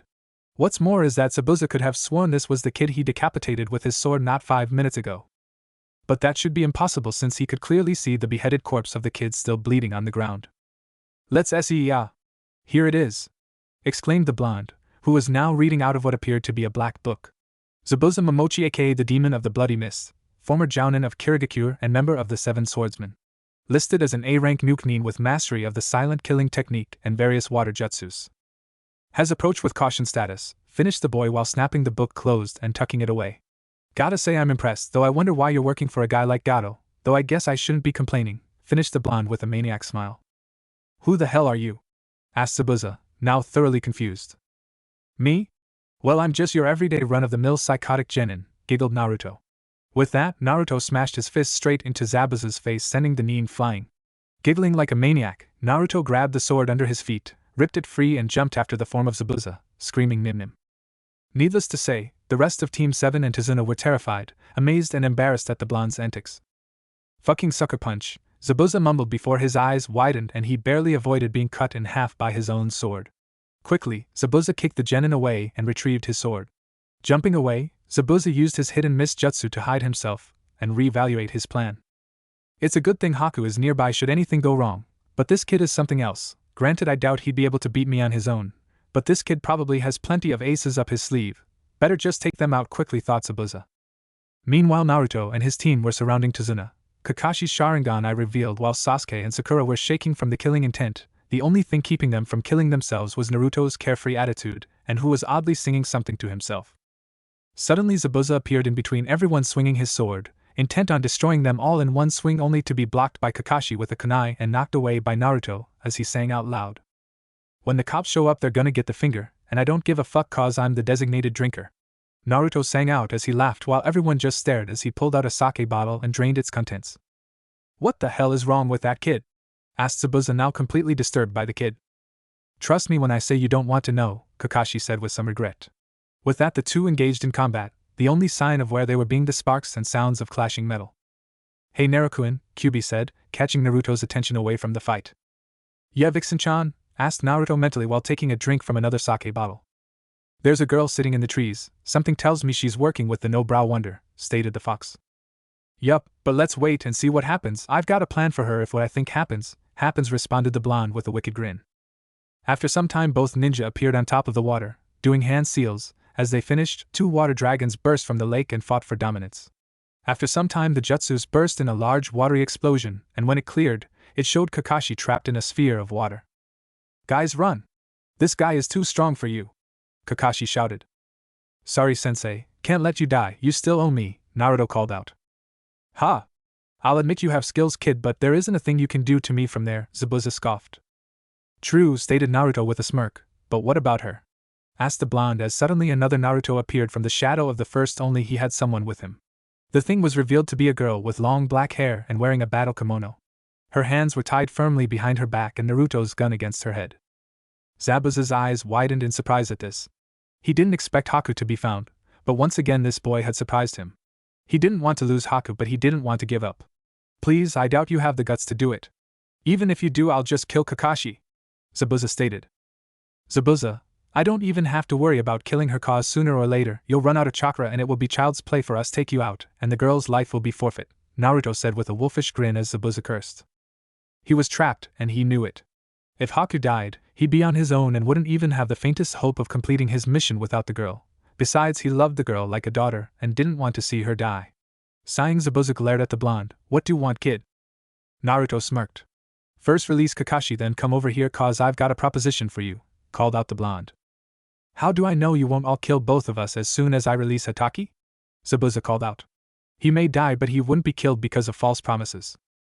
Because Hataki owes me, and if he does, I tell the Hokage everything, Naruto said with a smirk as Kakashi looked away in shame. As for Sakura, she's not a threat, and if Sasuke tries anything, well, suddenly another clone appeared out of Sasuke's shadow, the dagger from earlier tickling the Uchiha's throat. Naruto snickered as he continued, I doubt he'll try anything. Zabuza though for a moment, then released Kakashi as the two then approached shore. Soon both were standing in front of the blonde, Kakashi giving Naruto a small glare. What? Asked the blonde. Would you please remove your clone from Sasuke? Asked Kakashi as he saw Sasuke shaking slightly. No problem, Naruto answered as the clone poofed away. Sasuke sighed in relief and sent a glare at Naruto, who just shrugged his shoulders and turned back to Zabuza as his other clone released Haku. So what's this deal of yours, Gaki? Zabuza asked, ready to bolt should things turn sour. Simple, you help us get rid of Gato, then you come back to Konoha with us to become Leaf Ninja, Naruto stated as everyone got a shocked or confused look. Are you crazy, kid? I'm a missing nin, and not only that but a swordsman of the mist. As soon as Kiri finds out, they'll be calling for Konoha's blood, Zabuza stated while Naruto laughed. True, but we can fake your death, Zabuza. All I'll need is a dead corpse and some of your blood and boom. Instant dead, Zabuza, Naruto said happily. True, but what about when Kiri starts to hear about a man with Zabuza's sword, skin, hair and face? They aren't as stupid as you are, Sasuke said with a smirk. Naruto just sighed. Sasuke, all we have to do is change Zabuza's wardrobe, last name, color his sword a different color, and besides, in case you didn't know, nearly every swordsman is either dead or a missing nin. Besides that, Konoha and Kiri don't exactly have a lot to do with each other, so the likelihood of anyone ever recognizing Zabuza would only be during the chunin exams, and even then he would just not be able to be a proctor, and besides that, Zabuza was said to be the weakest of the 7 swordsmen, so as soon as we say he's dead, Kiri won't even care that there's a guy in Konoha who looks like him. Hell, the only reason Zabuza was even recognized was because both Kakashi and myself read the bingo books extensively, so as we aren't surprised on our missions away from the village, explained an annoyed Naruto. Everyone had to admit, it was a pretty foolproof plan. Besides that, Kiri was in the middle of a civil war, so him being in Konoha would be the last of their problems. Besides, it wasn't that unheard of for missing Nins to join other villages. In fact, the only problem Kakashi could see with the plan would be to get the Hokage to agree. Good point, Naruto, but what about her? Asked Kakashi, pointing to the somewhat confused girl. No need to worry there, Kakashi. Haku was taught by me and isn't a ninja, so there is no real problem there. Besides, it would be for the best for Haku, Zabuza stated. Why is that? Asked Sakura. She has a bloodline, and right now, Kiri is trying to kill every single bloodline, which is the reason why I became a missing Nin, Zabuza said as Haku looked down in sadness. Seriously? She has one? Asked Naruto as Haku thought that they would start to try killing her. Sheesh, Kiri is stupid. A bloodline is a pretty powerful weapon. Why would they want to get rid of them? Stated the blonde, causing Haku to look up in surprise. Zabuza shrugged. Beats me, kid. All I know is that I had no wish to serve a guy who would kill people for no real reason, but when my coup d'état failed I went rouge, stated the man. Well, as far as I can tell, Haku having a bloodline will just make it so Konoha treats her like a princess, stated Naruto, much to Haku's amazement and surprise. So do we have a deal? Asked Naruto as he held out his hand. Zabuza smirked beneath his bandages and grabbed the Jinchuriki's outstretched hand and shook it. You got it, kid, but if you screw me over, I'll chop you in half, declared the big man. Naruto smirked back at the man. Same to you, my friend. On that note, Team 7, Tazuna, Haku and Zabuza headed for Tazuna's home, with said bridge builder now wondering what the hell just happened. Oh, make. Kakashi had just defeated Zabuza and was now about to deal the death blow. Can that I see the future? Asked Zabuza. Yes, and yours is death, stated Kakashi calmly. Without warning, Zabuza hit the ground dead, with several sanbans sticking out of his neck. Suddenly, Haku appeared with her mask on. Thank you for she was cut off by Kakashi. What the hell, man? You just stole my kill, you jerk, Kakashi said in an annoyed tone. I did not, I just killed him when he was weak, stated Haku. No! You freaking stole my kill. You saw me about to kill him and did it yourself because you're a kill-taking ass, Kakashi accused. Haku scoffed. If it was your kill, you would have just killed him instead of being a show-off. Bang! Bang! Suddenly both Haku and Kakashi were dead as Naruto stood grinning with his gun smoking. What the hell, Naruto, you just killed our sensei! Sakura yelled at Naruto. He was being annoying, besides instead of bitching he should have just killed the chick, Naruto said with a shrug. That doesn't change the fact that you killed your own teammate. You can't just go around TKing people, Sakura lectured. Before she could finish, Sasuke appeared and killed her with his kunai. Thank God, fucking noob was getting annoying, stated Sasuke. Word, Tazuna agreed. Naruto watched in amusement from his perch in his tree as the Uchiha once again failed to climb the tree, while his fangirl once again cheered him on. He chuckled as he remembered the reactions of his teammates when they learned of the exercise and his mastery of it. Flashback. Okay team, today we're going to work on your chakra control, Kakashi said to his team who were gathered around him in a clearing about 20 minutes away from Tazuna's home. Haku and Zabuza were sitting in a tree a couple feet away. Well, Zabuza was in the tree reading Ika Ika Paradise while Haku sat at the base reading some medical books on the human body. So how are we going to do that, sensei? Asked an intrigued Sakura. Simple, we are going to climb trees, Kakashi said with a nice smile, while both Sasuke and Sakura sweat-dropped at his statement. Naruto just picked his teeth absent-mindedly, completely disinterested with the topic. How is climbing trees going to help us with our chakra? Demanded an irate Sasuke. Naruto snorted and the Uchiha immediately rounded on him. What's so funny, dope? Nothing, Naruto said with a smile, while he waved his hand dismissively at the cold youth. Please, sensei, continue with your explanation, the Uzumaki said with a grin. Thank you, Naruto. Anyway, Sasuke, can you climb a tree without using your hands? Asked Kakashi to a now interested Sasuke. But sensei, that's impossible, protested Sakura. Naruto snorted while Zabuza and Haku looked at the girl as if she had grown a second head. Kakashi just smiled and approached the tree. Stopping for a second, Kakashi made the ram's seal and then proceeded to walk straight up the tree without the use of his hands. Sakura looked shell-shocked while Sasuke was clearly amazed. Naruto just smirked at his sensei, who was now hanging upside down from a tree branch. Perhaps a better word for this exercise would be called tree walking, or another name is surface clinging, Kakashi told his students with a nice smile. Zabuza rolled his eyes at the man and went back to reading his book. The goal is to send chakra to your feet and use it to cling to the tree, Kakashi directed while throwing a kunai at each one of his students' feet. Use those to mark your progress as you go along. Also, I suggest you get a running start, Kakashi instructed.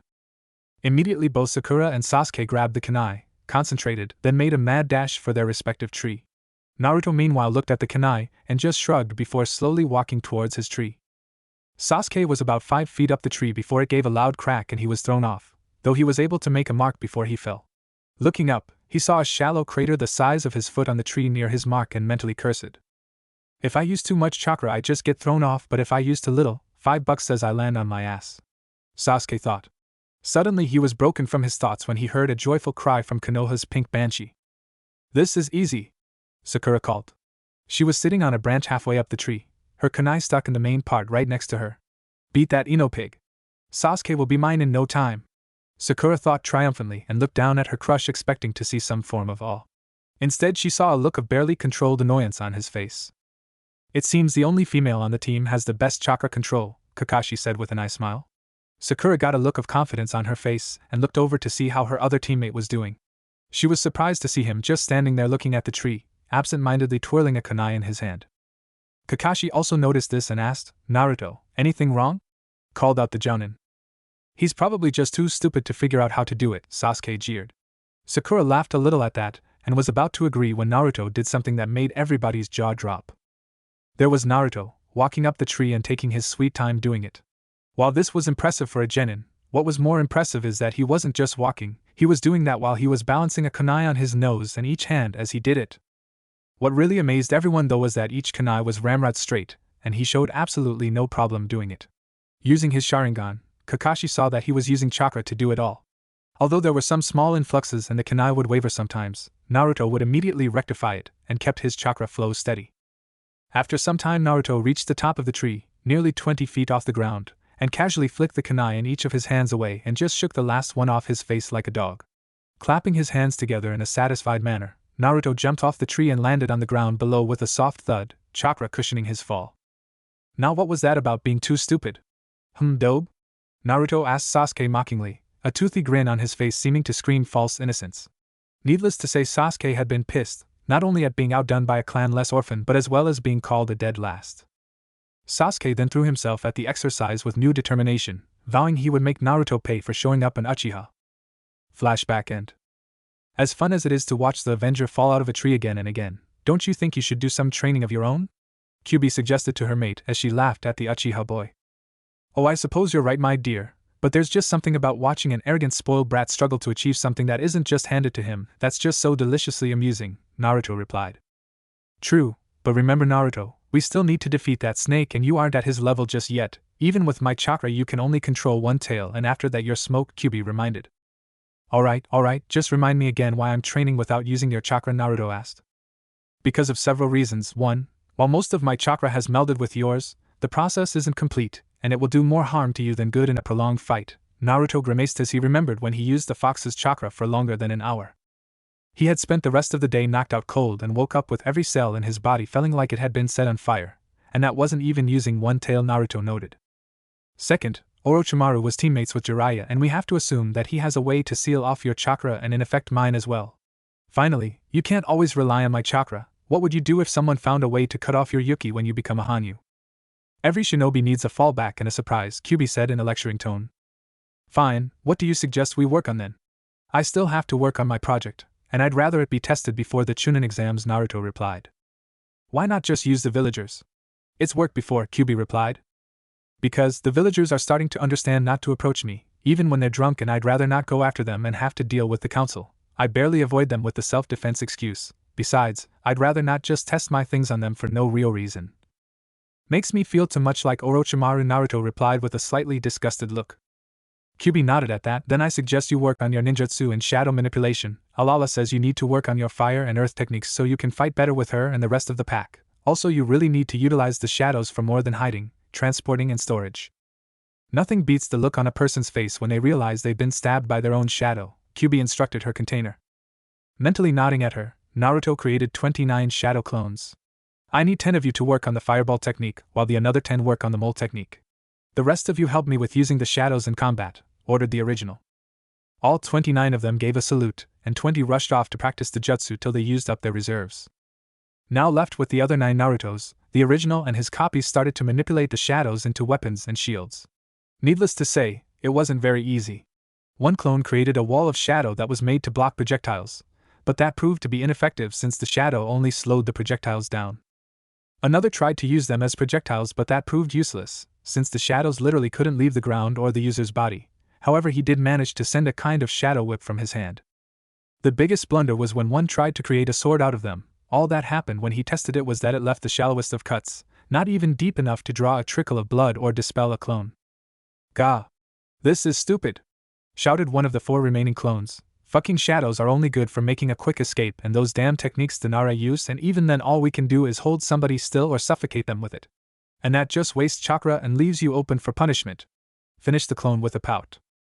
Relax, Ichi, one, at least we're getting somewhere, chirped an excited clone to the first one's left. Like where, San, 3? Snorted Ichi. All we've done is make a failed shield and a sword that couldn't even dispel an eye, too, declared the clone while he jabbed a thumb behind him towards a lazy clone.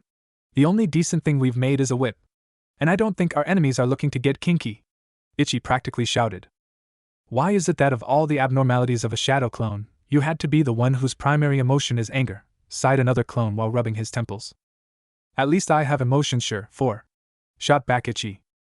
The original turned towards the other 2 clones and noticed that they were just sitting there watching the 2 argue. One seemed incredibly interested while the other just seemed bored. Let me guess, San, your curiosity and Ni is lazy? Inquired the true Naruto. At that the lazy Ni just nodded while San turned to answer. Yup, so what do you think, boss? I believe that we're overlooking something obvious since Kyubi said she's seen people impaled on their own shadows, San said excitedly.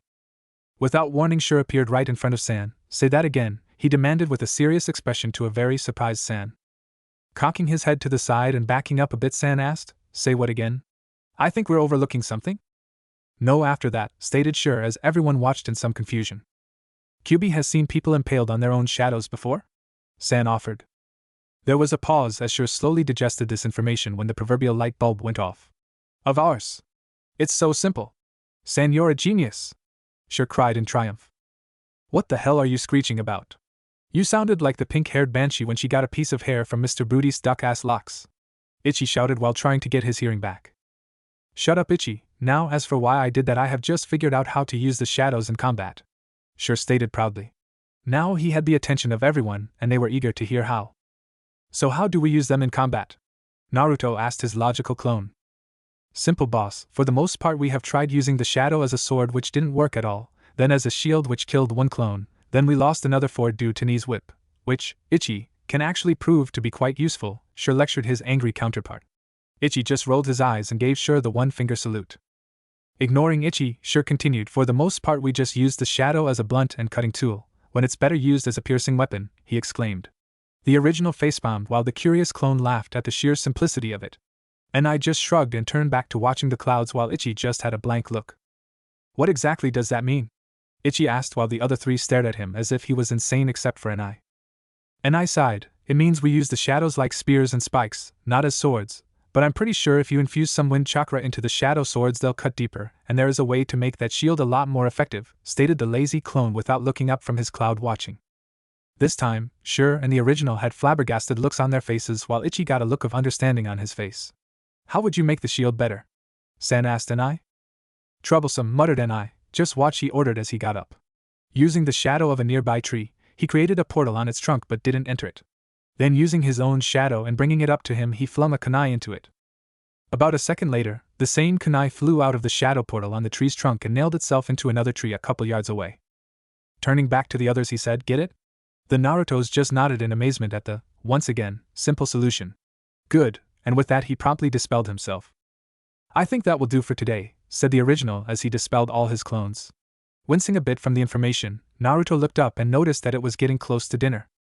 Making a note to himself to work on his project afterwards, the dead-haired blonde headed back to Tazuna's home, his mind already buzzing with the various methods of killing and torture he now could do, and all with a simple mental command and, if at most, a flick of the wrist. He chuckled darkly. The future promised to be very entertaining for our little psychopath. Tazuna's home, dinner. Team 7 were seated around the table along with Zabuza, Haku and of course, Tazuna's family. Dinner was a simple meal of fish, rice, and some vegetable stir-fry. For the most part everyone was having a nice time, just making small talk. Even Naruto was having a good time, occasionally answering the question thrown his way or adding in his comment, but for the majority of it he just basked in the warmth of this feeling of contentment. So, Sasuke, how far have you gone on the tree? Kakashi asked, trying to make the brooding Avenger come out of his perpetual dark mood. I'm nearly at the top. By tomorrow I'll have it done, Sasuke stated simply. Good, then you'll be able to work with Sakura on water walking. Kakashi smiled as he turned to his female student. Speaking of the water walking, how are you coming along, Sakura? It's really hard, sensei, but I've nearly got it mastered, she said with confidence. Sakura had come a ways from the academy. Granted, she still didn't have much going for her besides book smarts, but her skills were coming along smoothly. All of them were nearly up to high genin level, but she still needed some jutsus other than the academy basics. Kakashi smiled at his student. What about you, Naruto? Need any help with anything? Kakashi asked his black-clad student. Naruto smirked at the man. He knew Kakashi was trying to make amends, but he wasn't going to forgive Kakashi just yet. Not really, sensei. All I need are some test subjects, and I'm sure Gato's men will be more than willing to volunteer, Naruto said with a dark chuckle. It doesn't matter, shouted Inari, now completely fed up with these ninja and their carefree attitudes. You're all going to die no matter how hard you try. Gato will kill you like he did every other person that stood up to him, cried the young boy. Everybody was shocked at the quiet boy's sudden outburst, well, everybody except a certain maniac. Yes, Big Bad Gato will kill 6 trained shinobi, no offense Pipsqueak, but just because you, a boy whose spirit is as broken as the rest of this village, couldn't beat him doesn't mean we can't, Naruto said with a dismissive wave. Angered at the blonde, Inari said, Shut up. What do you know of our pain? What do you know of what life is like here? You've had it easy in that big village while we've had to slowly starve and die. What do any of you know about suffering? Inari accused, tears in his eyes. At that, Naruto froze and stared at the boy. Really? I know nothing of suffering? Asked Naruto with a smile that unnerved everyone deeply as killing intent started to slowly leak off of him. Allow me to tell you a little story, Inari. The temperature started to drop and Inari started to get the feeling that he should run, but he couldn't move. He could only sit there and listen to whatever story that Naruto wished to tell. A little longer than 14 years ago, a child was born, but both of his parents had died.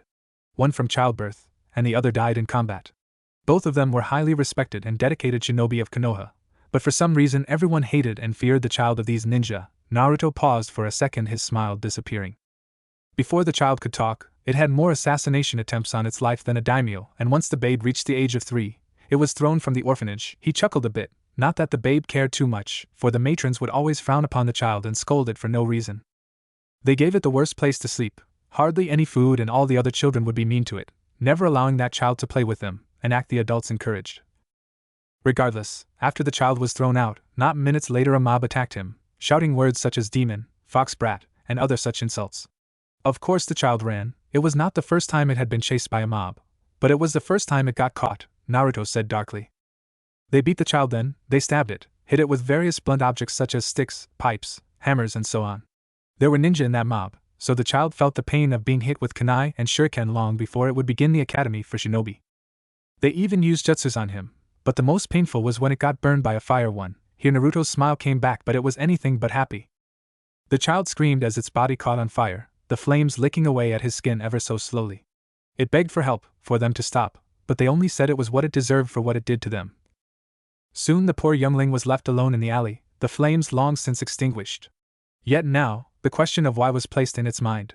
Why was it so hated? Why did people hurt it? Why was it forced to be alone? Naruto asked the last part quietly.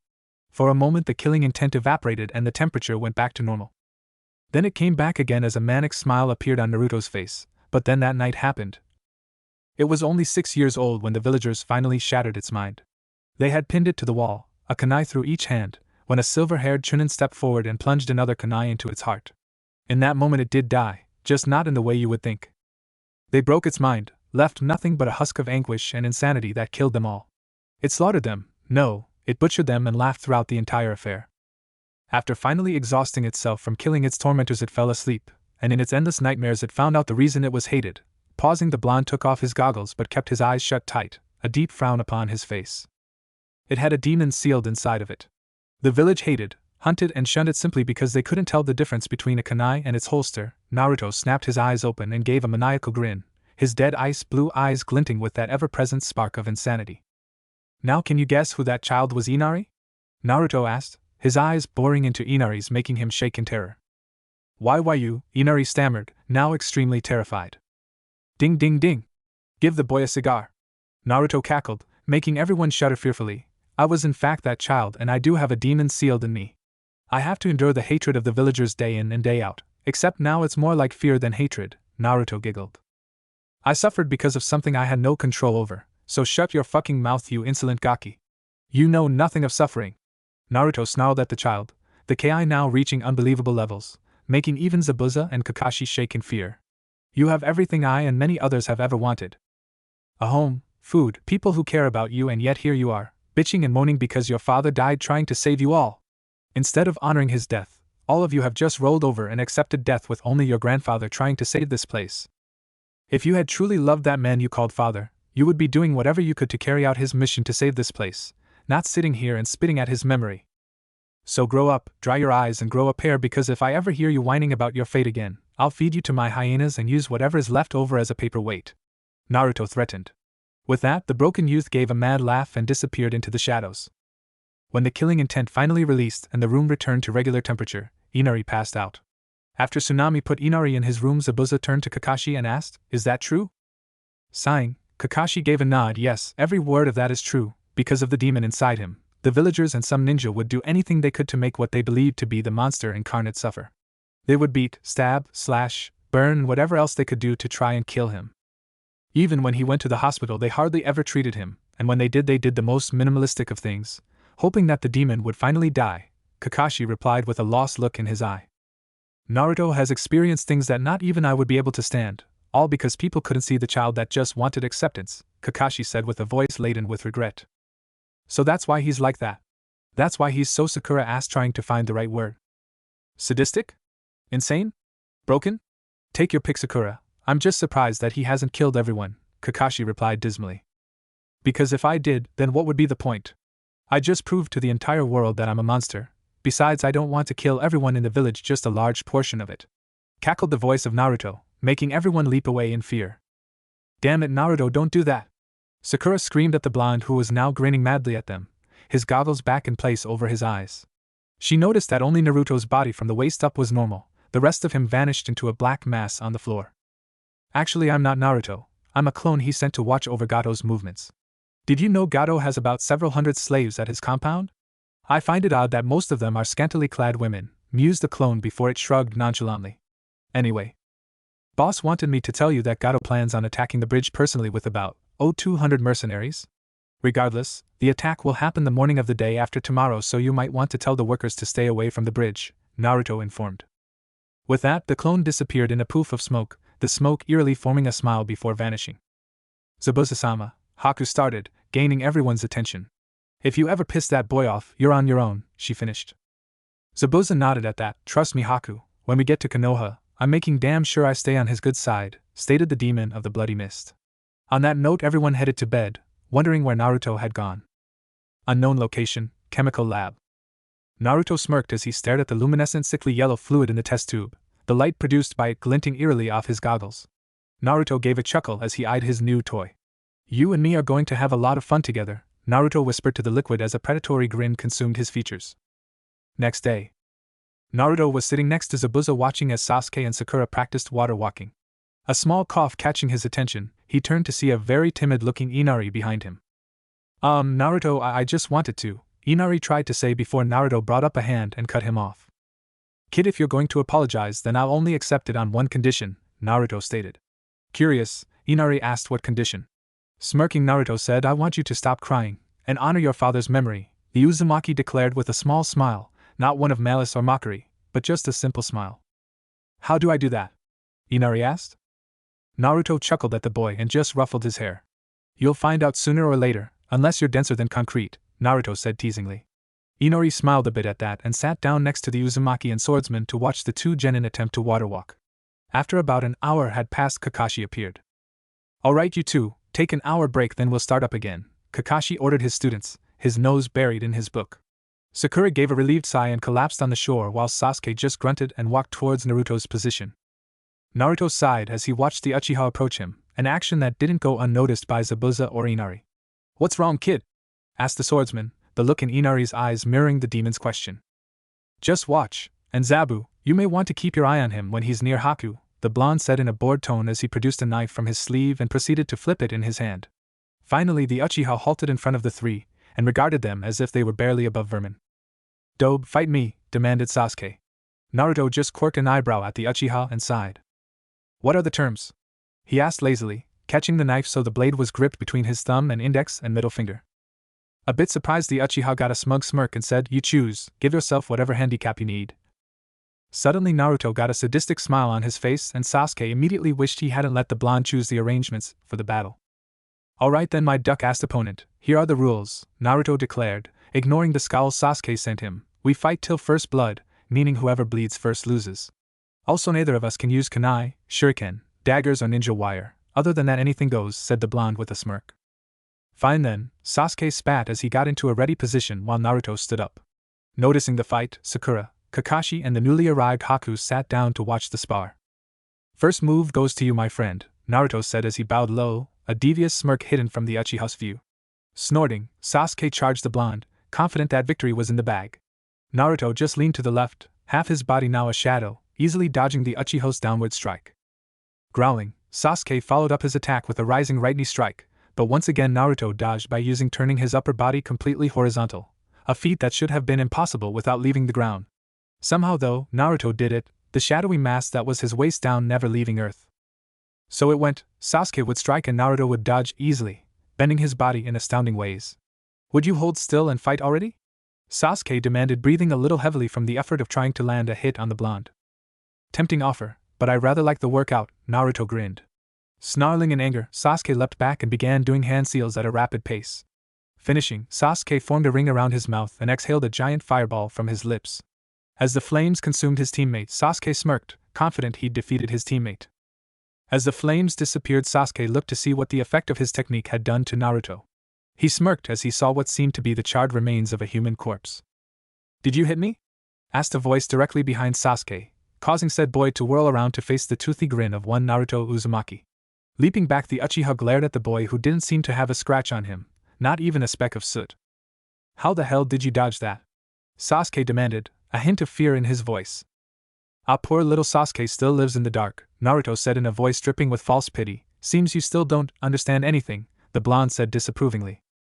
"And what do you know, outcast?" Sasuke snarled, now thoroughly annoyed with the Uzumaki. Naruto chuckled at him, making a cold chill run down the black-haired youth's spine. "I know a lot, Sasuke. I know that in the last moments of people's lives, they show their true selves. Want to know how many were cowards?" Naruto asked with a snicker. "I know that the crippled hawk only fools the monkey with his charade of disability. I know why the guardian attacked her charge, and I know what the leaf has hidden from the maelstrom," Naruto answered cryptically. "What the hell are you talking about, you insane freak?" Sasuke said as he swung at the blonde with a roundhouse kick.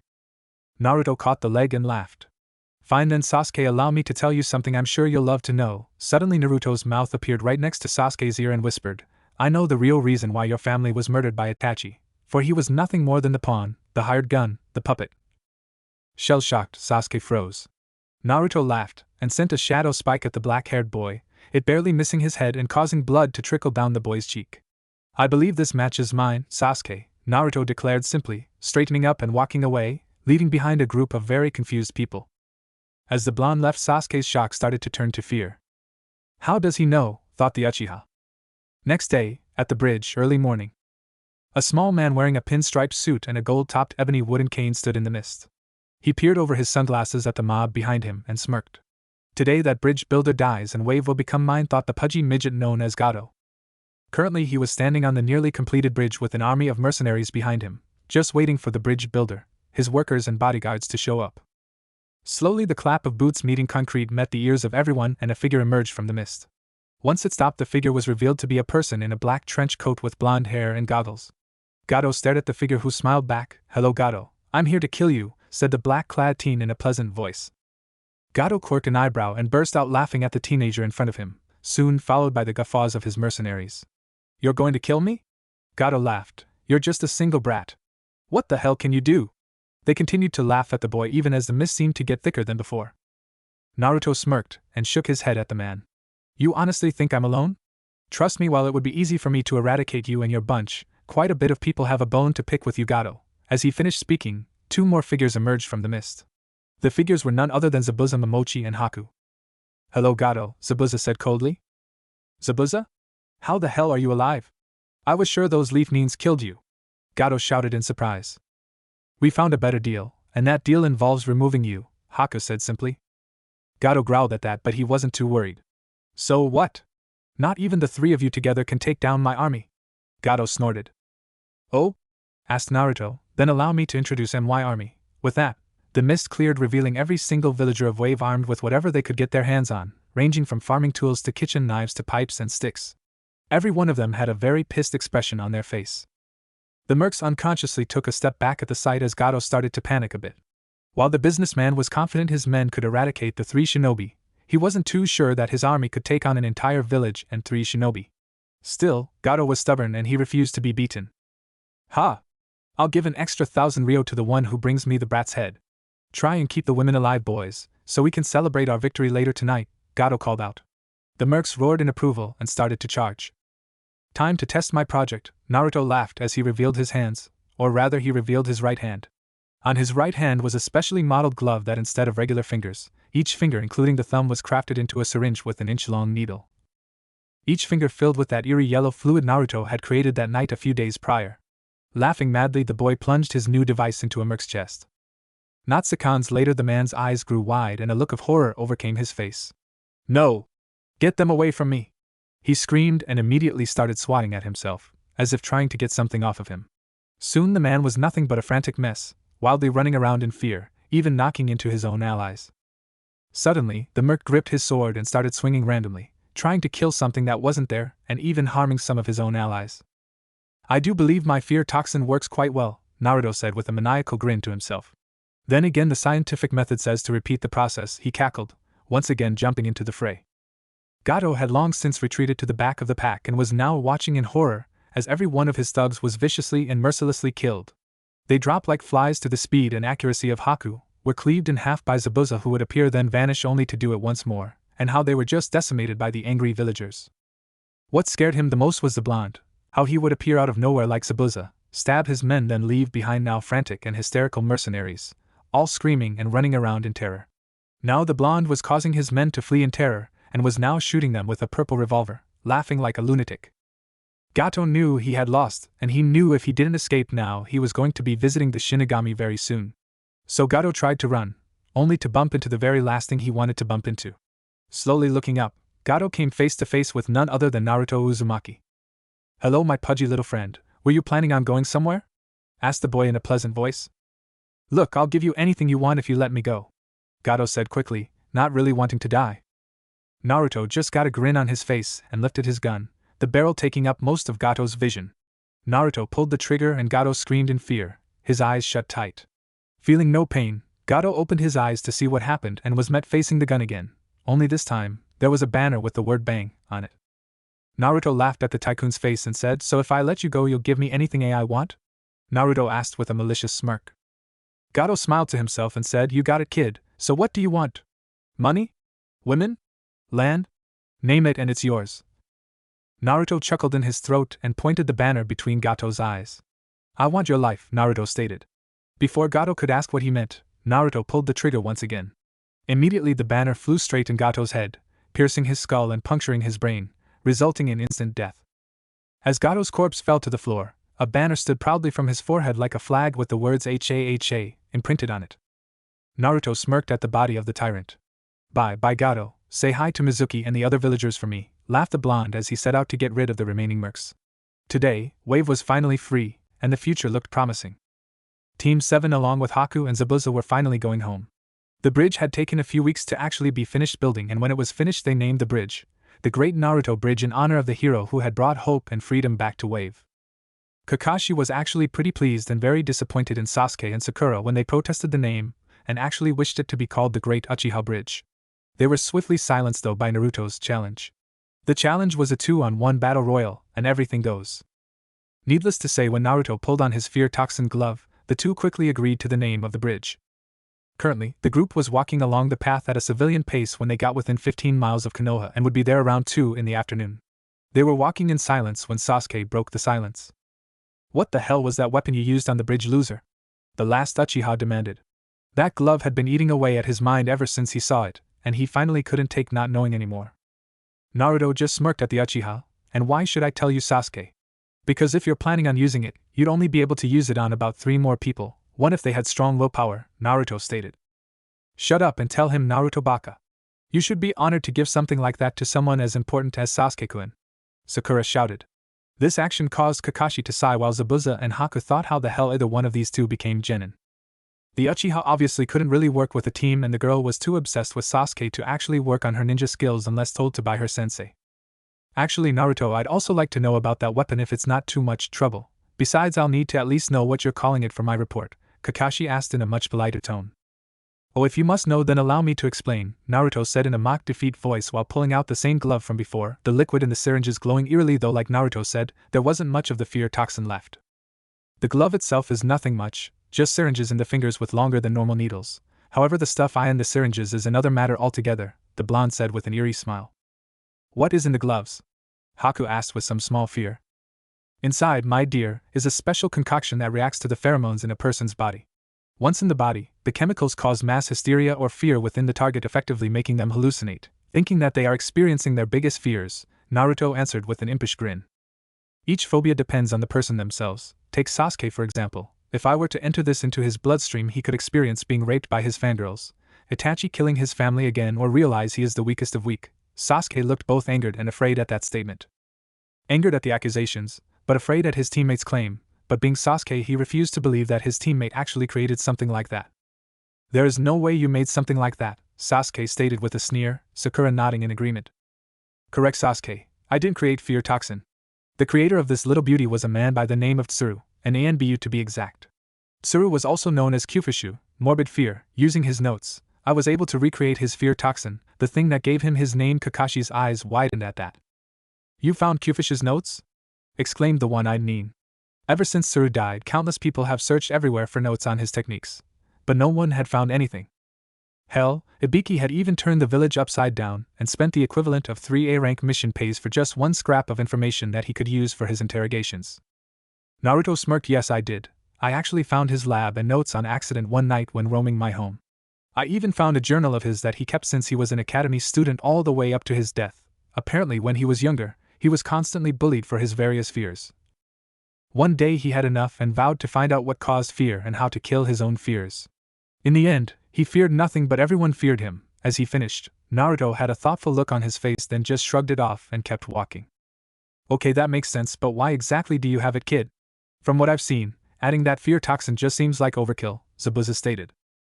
Turning, Naruto gave a wolfish grin and said, while that may seem true to you, I am absolutely horrible with genjutsu, can't make one to save my life, nor can I break any over B rank. However, with fear toxin I have the perfect tool for making and dispelling genjutsu. Here Naruto got a very insane grin. I can see how it works for making genjutsu, but how exactly does it dispel genjutsu? Haku asked. She had to admit, the fear toxin was probably better than genjutsu simply because it couldn't be dispelled by chakra, but she failed to see how it could dispel genjutsu. Easy, most genjutsu rely on messing with an opponent's mind and chakra. Thanks to my research on my first subject coupled with Tsuru's own notes on the theory, I have found that when constantly exposed to the toxin, the target soon builds up an immunity to it along with a higher resistance to genjutsu, Naruto said with an innocent smirk. Who was your first subject? Sakura asked. Naruto gave a low chuckle and turned to her with a small smile and head tilted to the side. Who better to test it on than myself? He asked with a finger pointing at himself. Everyone got a shocked and uneasy look at that statement, and continued their trek in silence with Naruto leading the way. As they walked, they wondered just what went on in that head of his, because whatever it was more fucked up than Orochimaru's obsession with little boys and immortality. Konoha, outside the Hokage Tower. Team 7 and company had finally made it to the tower, and made their report to the Hokage. Zabuza and Haku would be on probation for about a month or so, with Zabuza helping in the chunin exams and Haku working as an intern at the hospital. They were about to leave when a voice stopped them in their tracks. Yash! Kakashi, my eternal rival! Shouted the voice, making Kakashi shiver in dread. Dear Kami, please, not him. Not now, not here, thought the silver-haired Nin as he turned to face the voice. There in all his green spandex jumpsuit, wearing glory, was the bane of Kakashi's existence. Ah, my eternal rival! How burn your flames of youth? The man asked with a cheesy smile and loud voice. He was wearing a green jumpsuit, orange legwarmers, standard shinobi sandals, and an unzipped jounin flak jacket. Around his waist he wore his headband like a belt with red cloth, yet despite everything, that wasn't what freaked most of the group out. What freaked everyone out, minus Kakashi who has seen it, and Naruto because he's not disturbed or scared of anything really, was the man's perfect black bowl-cut hair and super bushy black eyebrows. HM? You say something, guy? Kakashi asked uncaringly, hoping beyond hope he would just leave without issuing one of his challenges. ARRG. Curse you and your hip attitude, Kakashi. Guy exclaimed with anime tears and shaking his fist in the air. I will show you that my flames of youth are more powerful than your hip attitude. It was at this point that two more people came up behind the strange man. The one on the left of the man was a girl with black hair done into two Chinese buns on her head, making her look like a panda. She also had light skin and chocolate brown eyes. She was wearing a Chinese-styled sleeveless pink blouse and baggy dark green pants with standard blue shinobi sandals and kunai holster on her right leg. I swear I've seen that hairstyle before, Naruto thought as he searched through his memories. Slowly he started to smile as he remembered the girl in front of him. Ah yes, Tenten. She is about 1 year older than us and, if I remember correctly, an orphan, thought the blonde as he remembered past experiences with the girl. Oh yes, Naruto definitely remembered her. Next to Tenten was a boy that was undoubtedly a Hyuga, due to his pupil-less white eyes, very pale skin, long black hair that reached mid-back and cold stoic attitude. Seriously, what is it with all Hyuga acting as if they have an icicle shoved up their asses? Would it kill them to smile? Well, maybe if Naruto was the one making the jokes. He was wearing a khaki shirt, bandages on his right arm and left leg, dark brown shorts, same sandals as Tenten, kunai holster on right leg, and a black Konoha headband that fit snugly around his forehead and kept his hair out of his ever-cold face. Guy-sensei, who exactly is this guy, and why are you calling him your eternal rival? Tenten asked as she eyed the people across from her with a curious expression. She recognized the last Uchiha easily, but she had no idea who the pink-haired girl was, and she felt like she had seen the blonde before, but she just couldn't place him. Of course. This, my dear pupils, is Kakashi Hatake, my eternal rival since we were not but genin, Guy declared. Kakashi just gave a lazy yo, once again making Guy burst into anime tears. There's that cursed hip attitude of yours again. My flames of youth shall not be diminished. Anyway, Kakashi, I'd like you to meet two of my pupils, Tenten. Here he pointed at the girl who gave a polite wave, and Niji. He finished pointing at the Hyuga who just nodded his head in acknowledgement. My third and most hardworking student, however, is in the hospital resting from a rather youthful training session, Guy declared with a proud look. Well, Guy, these are my students, Sakura Harino. Sakura smiled and bowed slightly. Sasuke Uchiha. Sasuke just grunted and glared at Niji, a rivalry of which pathetic eye is better, any? And finally Naruto Uzumaki. Kakashi finished with an eye smile. Suddenly there was shout of Naruto-kun. And said blonde was glomped by Tenten. The girl was squeezing the life out of the blonde with a giant smile on her face, while Naruto just said good to see you too, Tenchan, with a small smirk and showing no interest that his spine could actually be heard cracking and snapping. Wait, you two know each other? Sakura asked in confusion.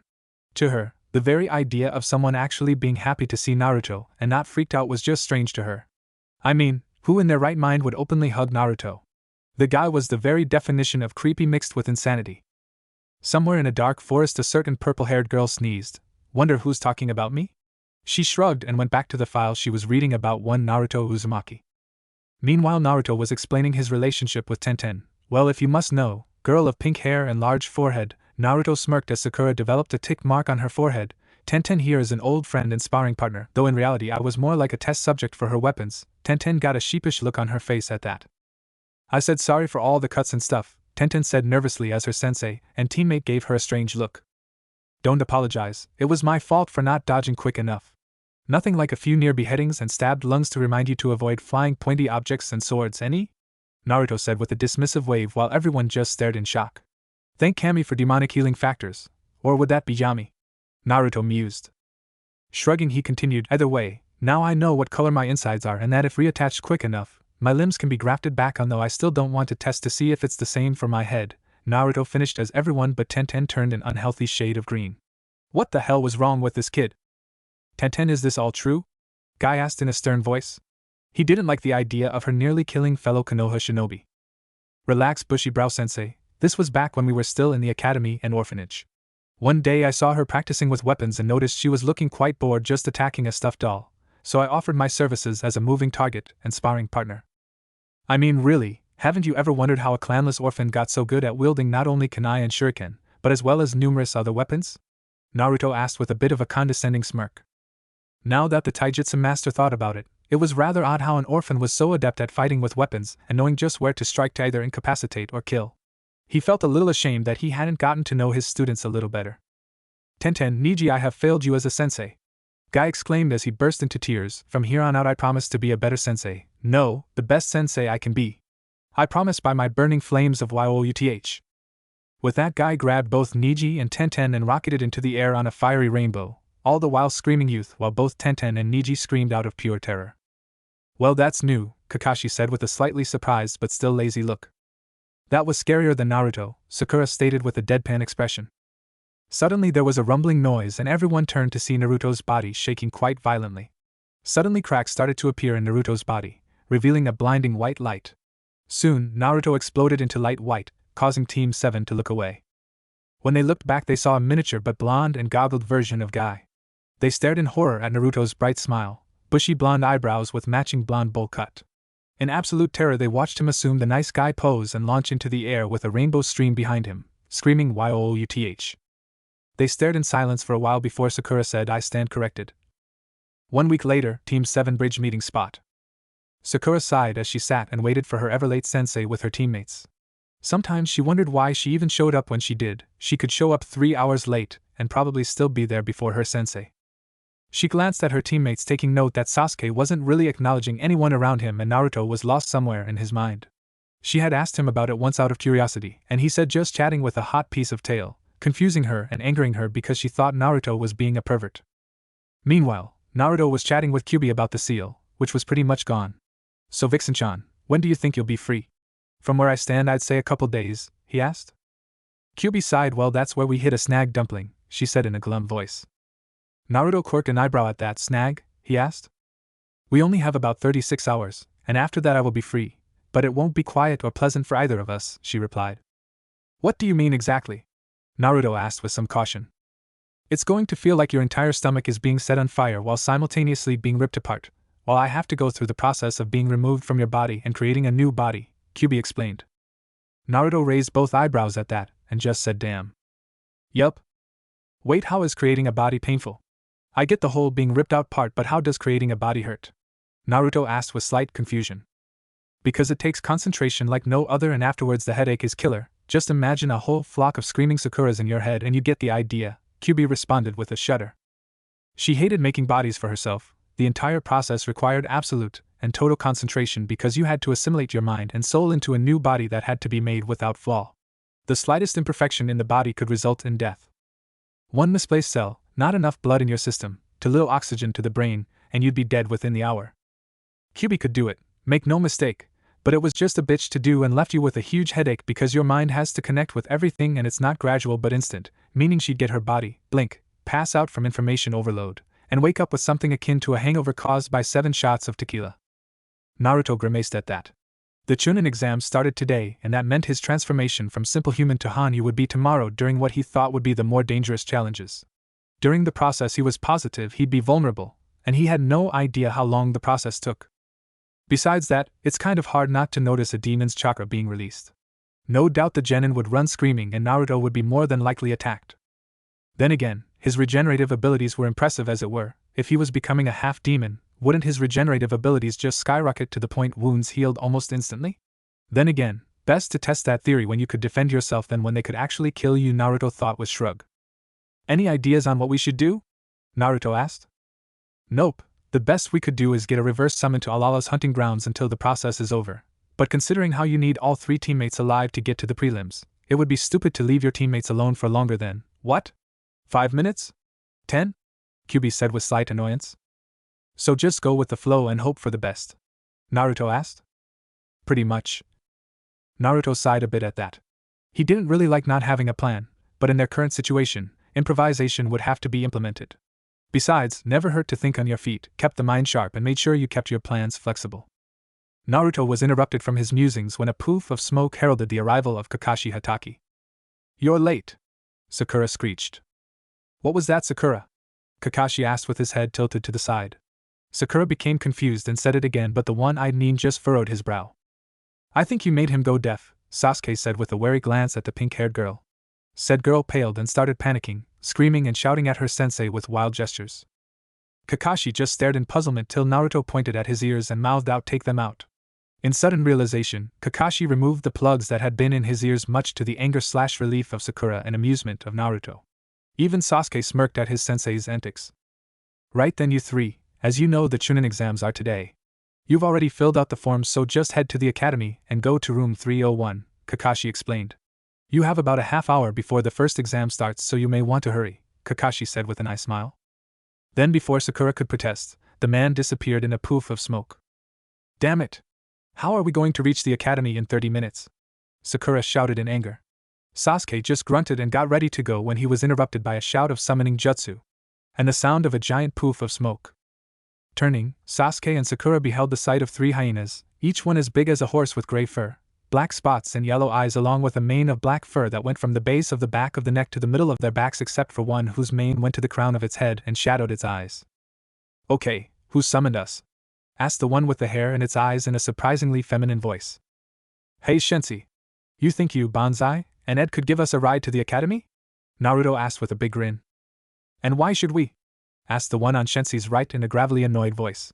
The last hyena, one with unfocused eyes, a big grin and tongue lolling out of his head, nodded up and down comically, tongue actually slapping its head. He's got a point, what's in it for us? Asked Shensi. Naruto smirked at that and pulled out a scroll. Wiping some blood on it, the scroll disappeared and in its place was an elephant's shin bone, something twice the size and width of Naruto, but the blonde carried it easily. Banzai looked surprised while Ed drooled at the sight of the bone. Give us a ride and the bone is yours, Naruto said, while dangling the bone in front of the ill-tempered hyena. Deal! Shouted the 3 hyenas, while 2 of them shouted. The other gave a loud yelping laugh. Without further ado, Naruto leapt onto Shensi's back while the other 2 snatched up both Sakura and Sasuke by their clothes and sped off towards the academy. At the academy. With a mighty thud, all 3 hyenas landed in the front of the academy building. Naruto was sitting relaxed on top of Shensi while Sakura was screaming to be let go from Banzai, whom was currently holding her by her long pink hair. Sasuke looked very annoyed as he tried to stop Ed from gnawing on his legs. Thanks for the ride, guys. Here's your payment, Naruto called out to the hyena trio as he tossed the bone to them. Immediately the 2 males released their charges and flung themselves at the bone, all 3 disappearing in a poof of smoke with the elephant shin nowhere in sight. Never do that again. Sakura screeched angrily at Naruto while the Uchiha sent him a murderous glare. No time to listen to your mouth now, Sakura, we have work to do. My hyenas got us here in time, but unless you wish to stay a genin for the rest of your life, you may want to shut the hell up and get your unattractive ass into the building, Naruto stated as he walked briskly over to the academy doors. Sakura was about to retort but thought better of it and instead settled for a Sasuke glare ahead and brood. Upon looking back to see if his teammates were following, Naruto smirked upon seeing Sakura channeling her inner emo. It warmed his insane little heart to see he had brought the Uchiha closer to his fangirl. Upon entering the academy, the 3 chunin hopefuls progressed towards the 3rd floor where the first exam was to be held. However, a rather large crowd blocking their way stopped their progress. They watched as a boy, who looked like a miniature version of Guy, except with white wrappings all over his hands and forearms and minus the jacket, was knocked back by 2 leaf ninja who were guarding the door. Naruto noticed that Tenten was helping this boy back to his feet and deduced that this must be the final member of Team 9. Let us in already! Cried one of the genin. No way, kid, these exams are tough, and if you can't get past us then you'll just end up a bloody smear, stated one of the genin guarding the door. Yeah, we're actually doing you guys a favor, so just get lost, stated the other. Naruto sighed at the genin in front of him and debated on whether he should reveal the genjutsu or not. On one hand, by not telling them he eliminated a good portion of the competition and upped his team's chances at survival, but on the other hand, that would make the exams much more boring. Naruto knew for a fact he would be required to fight other opponents, and even allowed to kill them, and by eliminating these opponents he denied himself the chance at testing out his new skills and the thrill of a fight. Besides, with more teams, it was less likely his team would be targeted in the upcoming exams. Before the blonde could reach a conclusion, Mr. Cool decided to act. Oi, drop the genjutsu! Sasuke ordered, causing everyone to look at him. What are you talking about? Asked a random student. He means that you all need to work on your arithmetic, Naruto stated with a smirk. Tell me, what floor are we on? Asked the blonde. The 2nd floor, a boy said immediately. Very good. Here's a treat, Naruto stated as he tossed a biscuit at the boy. Now what room is the first exam in? Naruto asked in a sickeningly sweet voice. Room 301, stated the boy who Naruto had thrown the biscuit at. Surprisingly, said boy was eating the biscuit. Well, surprising to everyone who hasn't met an Inuzuka, for that's what the boy was. Excellent. Here's another treat, my smart little friend, Naruto exclaimed in a voice dripping with sarcastic pride. Now if room 101 is on the 1st floor and room 200 is on the 2nd floor, Why would room 301 also be on the second floor? Naruto asked. Immediately the light bulb went off and there was the sound of collective facepalm. Ah, music to my ears, Naruto stated as he started to walk away. You son of a bitch! Screamed a random boy as he moved to strike the blonde. Naruto was about to retaliate when none other than the mini guy blocked both attacks. Naruto quirked an eyebrow at the speed the boy displayed, but he couldn't say he was too surprised. Guy prided himself on his speed, and if this was a mini-me of the man, then he was obviously taught speed and power front and foremost. Lee! I thought said to keep our abilities hidden. Tenten scolded the bowl-cut-haired boy. But Tenten-chan Lee started only to be interrupted by the rude arrival of one certain Hyuga. Our element of surprise has been spoiled, there is nothing we can do about it, so move on to the third floor, Niji ordered coldly. With that, he sent a glare at the Uchiha and moved on, his teammates following behind. Soon, Team 7 followed them but was stopped once again, this time by Rock Lee himself. Uchiha Sasuke, I challenge you to a duel, stated the boy loudly. As much as I'd love to see Mr. Sad Sackless get his ass kicked, I'm afraid we're running late, so he must respectfully decline, Naruto stated, moving up the stairs already. Humph, this won't take long, Sasuke stated as he got into his stance. Naruto rolled his eyes and sat down to watch the show. There's just nothing quite like watching a pompous fool get his arrogant ass kicked. As he predicted, Sasuke was getting creamed. No matter what Sasuke tried, Lee was simply much faster than him, and judging by the kick that sent Sasuke up into the air with a look on his face that screamed agony, the green-clad boy was also much stronger. Naruto watched as Sasuke started to fall head first into the ground when Lee appeared behind him, also upside down.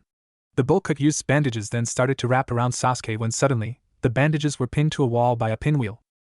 As soon as Naruto felt the presence of Mato Guy, the blonde left, not wishing to be any later than he already was. Soon the blonde approached the double doors to room 301, and was surprised to find his sensei leaning against a wall. Hey Naruto, what's up? Kakashi asked pleasantly. He looked around then asked, where's Sasuke and Sakura? Naruto chuckled at that, he's getting his ass kicked by one of Guy's students and Sakura stayed to watch, Naruto said with a shrug. If I'm right, Guy probably appeared to stop Lee from doing a move that should never be done on a comrade, punished him, then they probably did that man-hug thing of theirs, Naruto stated nonchalantly. He paused though with a thoughtful look, though where the heck does that genjutsu of theirs come from? It doesn't use chakra or hand signs, the blonde asked.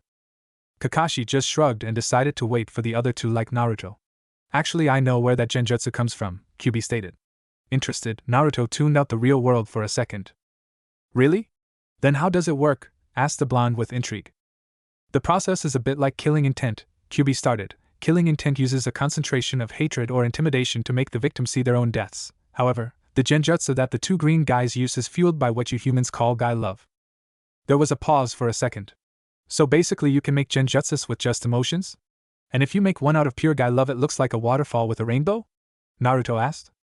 It's mostly just for show, the only emotional genjutsu that's actually effective is killing intent, but then again, it's easily dispelled, Kyuubi explained.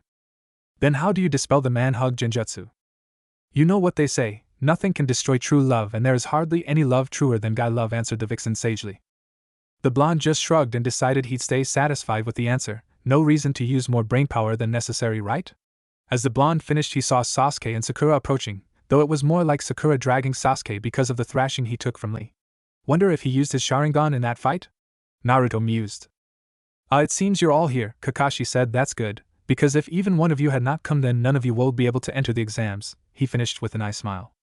Sakura of course freaked out and asked what the point was while Sasuke got really annoyed at that bit of information. If either one of his teammates had chickened out he would have lost high chance at getting stronger. Naruto was unfazed. He knew an entire team was needed and he would have just made two shadow clones hinged as his teammates if either showed up or if one was missing. He was actually surprised when Sakura signed up. Team 7 then walked into the exam room where they were met with a squeal of Sasuke-kun. A platinum blonde-haired girl clad in a purple dress that left little to the imagination of course followed this. The girl's name was Ino Yamanaka. Currently she had latched on to Sasuke like her life depended on it, which in turn caused Sakura to get in a screaming match with her. During this the other genin were trying to intimidate the new arrivals but that was quickly dispelled when Naruto unleashed some of his own ki. Naruto just tuned the girls out and walked up to Ino's teammates, Shikamaru Nara and Shuji Akamichi. Shikamaru was easily defined as lazy genius, his constantly bored-looking eyes never missing a beat. He had black hair tied into a ponytail that made him look like a pineapple with matching black eyes. He wore a mesh shirt underneath a gray short-sleeved jacket with the Nara clan symbol on both shoulders. His headband was tied around his left arm, a hoop earring in both ears, brown pants and standard shinobi sandals. Chuji was a rather rotund brown-haired person with swirls on his cheeks. He too had a hoop earring in each ear and wore a green short jacket over a white t-shirt with the kanji for eat written on the front. He also wore a large white scarf, gray shorts, bandages on his legs and forearms, standard shinobi sandals, and wears his headband bandana style. "Yo Shikamaru, what's up?" Naruto greeted the lazy boy. "Gotta say, never expected your lazy ass to be here." "My mom made me," the Nara stated in a bored tone. "Ha! Something tells me that in the future, you're going to be completely whipped, Nara," Naruto stated with a laugh. Shikamaru just grunted while Chuji stuffed his face with chips. "How the hell did you get into the exams, Uzumaki?" asked a voice from behind our blonde maniac. Turning, Naruto smirked as he saw the final members of the Rookie 9, Team 8. Team 8 was composed of Shino Aburame, Hinata Hyuga and Kiba Inuzuka. Kiba wore a dark gray sweatshirt with a fur-lined hood and matching shorts with the standard blue shinobi sandals. He had red fawn-like triangles under his slit eyes, and atop his brown hair was a white dog named Akamaru. Hinata wore a baggy beige jacket with flame symbols on the shoulders and standard shinobi shorts with the standard sandals. Her headband was around her neck, and she had midnight blue hair that was cut short with two bangs framing her face that housed lavender-tinted white pupil-less eyes. Lastly, Shino had a long tan trench coat that had a high collar that covered his face up to his nose, along with perfectly round shades to hide his eyes and brown hair. He also wore the standard shinobi shorts and sandals with his headband in the traditional fashion and place. Why does all of Team 8 wear jackets except for their sensei? Seriously, it's like join the club, we have jackets. While I'm at it, why does all of Team 10 have earrings? It doesn't make sense. Well, seeing as the writer is done with his rant, my answer to your question, dog breath, is that I signed up, Naruto responded with a smirk. With that, he pointedly ignored the dog boy and started to observe the other competition. For the most part, the blonde was unimpressed except for the teams from Suna, Oto, and Kusa. There was something about the redhead with the gourd on his back that told Naruto to be extremely careful. "Oh Kami, please no," Kyubi moaned. "Eh? What's up, Vixen-chan?" "I'm pretty sure that Suna kid has the Ichibi sealed inside of him," she replied in a kill-me tone. "Okay, but why are you acting like that's a bad thing? Granted, he'll be a bit of a problem, but 9 tails beats 1. Ichibi is an insane pervert that never leaves me alone," Kyubi explained. While this had been going on, Naruto had missed the introduction of a silver-haired bespectacled genin named Kabuto. He had just finished saying that he had a ton of information because he had taken the exams 7 times. "If you need information about people, just ask me and I'll see what I've got with my ninja info cards," stated the boy. "What info do you have on a guy named Rock Lee and Naruto Uzumaki?" Sasuke demanded. "Also, do you have any info on a red-haired sand ninja with a gourd strapped to his back?" Naruto asked. "Okay, let's see here," started the boy as he pulled out 3 cards. "Rock Lee of Konoha has completed 25 D ranks and 3 C ranks. He has absolutely no nin or genjutsu to speak of, but his taijutsu is off the charts. Teammates are Tenten and Niji Hyuga, and Jounin Sensei is Mato Guy," stated the boy. "The boy with the gourd on his back is Garin no Sabaku, completed 25 D ranks, 15 B ranks, and 4 A ranks, and if that isn't impressive enough, he came back without a single scratch on him," Kabuto stated with some surprise. "He also has a mastery over manipulating sand. Definitely Ichibi Jinchuriki, most likely use a sand shield if the without a scratch thing is anything is to go by," Kyubi stated. Naruto mentally noted that the best way to get past the shield would be with a piercing attack, most likely lightning-based. Lastly, Naruto Uzumaki, completed 25 D ranks and 2 A ranks, started the boy before he was interrupted. "2 A ranks? But our team has only completed 1 A rank," Sakura protested. "He's most likely referring to my find of Kyufish's notes. I turned some of them in but kept the majority for myself," Naruto stated nonchalantly. Kabuto nodded at that and continued. "Naruto also holds a summoning contract for hyenas, some strong ninjutsu, no genjutsu to speak of, a formidable taijutsu, and a very interesting control over shadows," Kabuto finished. "Naruto, be very careful, this guy smells like snakes, same for those Oto nin and the Kusa nin," Kyubi stated with a growl as she was speaking. Kabuto made a statement about the sound nins which caused them to attack the silver-haired nin. A bandaged hunchback dude swung at him but apparently missed. However, Kabuto's glasses broke and he ended up vomiting from the frequency produced by the hunchback's strange arm contraption. Before things could escalate, there was a giant poof of smoke, and when it cleared, there stood a Biki with a congregation of chunins armed with clipboards. "Alright maggots, shut up and take your seats or I fail you here and now," barked the interrogator. "The first exam begins now." Quickly everyone took a designated eat and listened as the proctor explained the rules. The first exam was apparently a written exam, and the rules were that you have 10 points, and you get a point for each question you answer. There were 9 questions, and the lat one would be given after 45 minutes into the exam. Every time caught cheating and you lost 2 points. Caught 5 times and you are failed along with the rest of your team. As soon as Naruto saw the questions, he knew there was no way he could answer these questions. Sakura and Shikamaru could, but everyone else would either have to sit there like a statue or cheat. Looking around, Naruto noticed that everyone was cheating. The Shunin who wore a cat suit and makeup, it's war paint damn it, was using a puppet disguised as a chunin to get the answers while Gaara used the third eye technique. Kiba was using Akamaru while Shino used his bugs. Tenten used mirrors to get the answers while Sasuke and the Hyugas used their digitsus to get their answers. Ino used a mind transfer technique to get her answers from Sakura. Shrugging, Naruto made a shadow clone under his desk and switched with it, then quickly melted into the shadows so he was halfway between the shadow world and real world. Quickly, he jumped to a shadow beneath one of Tenten's mirrors and quickly transferred the answers he saw with his clone mentally. Well, that was easy. $5 says the last question has something to do with if we have the guts to take the last question, thought the blonde. 45 minutes later, after the rules for the 10th question are revealed. Those of you who are still here, Ibiki said with a dramatic pause, have passed. There was silence then, Nanny? People then started asking what the 10th question was and all that jazz until Ibiki explained that a ninja must be willing to go forward, despite the fact that there was an unknown factor. Somebody now owes me $5, Naruto thought with a grin. Kyubi just rolled her eyes at her container. When I get out of here, you're going to get something a lot better than $5, Kyubi thought with a perverted grin. A black ball of cloth that smashed through the window interrupted the thoughts of everyone. The ball then exploded, revealing a banner that said your second exam proctors, the sexy and single, Anko Mitarashi and Zabuza Momochi. Sure enough, standing in front of the banner was Anko in a sexy pose and Zabuza, who looked completely embarrassed. All right, maggots. Time for the next exam, Anko barked. Ibiki leaned out from behind the banner and said, Anko, you're early again. Everybody got a sweat drop at this while Zabuza just palmed his face and thought, Kami kill me now. Anko blinked and observed the teams before her with a frown. Yo, Ibiki, there are like 21 teams here, what gives? You going soft on me? She asked. No, we just have a pretty good crop this year, which doesn't surprise me considering who else is here, Ibiki stated while pointing at Naruto. Anko looked at said smiling blonde and got a very dangerous glint in her eyes along with a playful smirk. Doesn't matter, after this exam, more than half will be eliminated, Anko stated with a sadistic smirk. This caused most of the genin to either pale or tense up. Our favorite psycho, however, just gave the biggest smile he could and thought, fun time. Who the hell said it was okay to hold the chunin exams inside my home? Naruto shouted while all the genin looked at him like he was insane, well, more insane. What the hell is wrong with that old monkey? The least he could have done is told me. Now I'm going to look like a bad host, because I don't have any snacks or drinks prepared, ranted the blonde.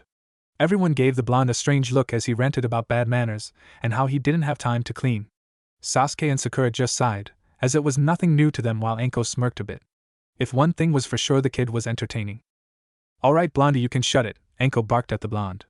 Naruto just seemed to ignore her as he continued his rant, this time about how the tigers hadn't had their fur cleaned and would look absolutely disgusting. Anko got a tick mark at that and threw a kunai at the boy. As soon as the weapon grazed Naruto's cheek, he stopped his rant, and not seconds later Anko was lapping up the blood from his lightly bleeding cheek. You have some tasty blood, Anko purred into his ear. Be a shame if it got sprayed all over the forest because you don't know to keep your mouth shut, she said, confident she had finally freaked the teen out. However, Naruto did something no one expected. Twirling around, the blonde grabbed Anko's head and rammed his lips against hers. Surprised, the girl had no time to react to Naruto's tongue invading her mouth and then caressing her own tongue. Just as she was melting into the kiss and about to fight back with her own tongue, the kiss had ended with the blonde smacking his lips and hand on chin in a thoughtful manner. You know you're right, he said with a grin. My blood is delicious, he proclaimed. With that, the blonde grabbed 2 shot glasses and a kunai from his trench coat, and in one swift motion, cut his palm open and poured the blood into the glasses. Bottoms up, he proclaimed before downing one of them and throwing the empty glass behind him, the object shattering on the face of a certain red-headed Shunin. Gaara, said one of his teammates nervously, a boy clad in a black cat suit with purple war paint, its makeup, on his face and some strange bandaged object on his back. You okay? He asked, as some blood dripped down the redhead's face, while the boy himself had a blank look the entire time. He dies, slowly, painfully replied the boy named Gaara. I don't care if mother wants his demon, he will die, he said with a burst of killing intent to make his point across. His teammates just shuddered while the blonde girl thought, that kid is screwed. Who wants some? Naruto cried as he held the other blood-filled glass out to everyone. Needless to say, they all stepped back except for a female Kusanin. I'll take some, the girl said with a slight hiss. With a grin, the boy gave her the glass and she held it up in a toast to your health. she hissed before downing the glass. Dear God, these guys are freaks, thought one Hinata Hyuga as she sent a disgusted look at the blonde and girl. Hinata was a rather mean girl, okay, because of constant shunning from her family. Hinata had devoted everything into her training and was only rivaled by her cousin Niji, but because of this, she had killed her social skills and looked down on everyone. She was a grade A, top of the class, cream of the crop, bitch. She just wore a tight muscle shirt that showed off her flat stomach and borderline D-cup breasts along with some tight pants that stopped at midshin with a kunai holster on her right thigh and high-heeled shinobi sandals. She also had waist-length midnight blue hair and a permanent icy look in her lavender pupil-less eyes. If you two freaks are done drinking tainted blood, how about Miss Slutty here starts the second exam? She demanded in a cold voice.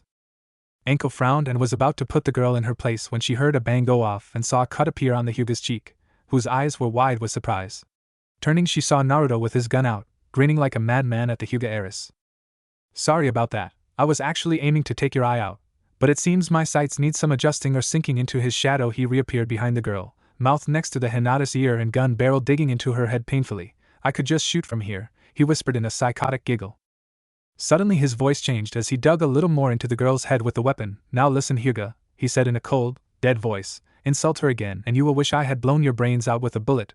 With that the blonde disappeared once more into his shadow and next to his teammates. Hinata just stood there, stunned at what the boy had said and done. And no one had ever talked to her like that. No one had even gotten that close to her before except for in spars. Well, Kiba had tried once and ended up in the hospital for about 5 days. That boy is interesting, she thought with a slight smirk as she glared at the blonde. Anko saw the glare and smirked as well. This promises to be a very interesting exam, Anko mentally snickered.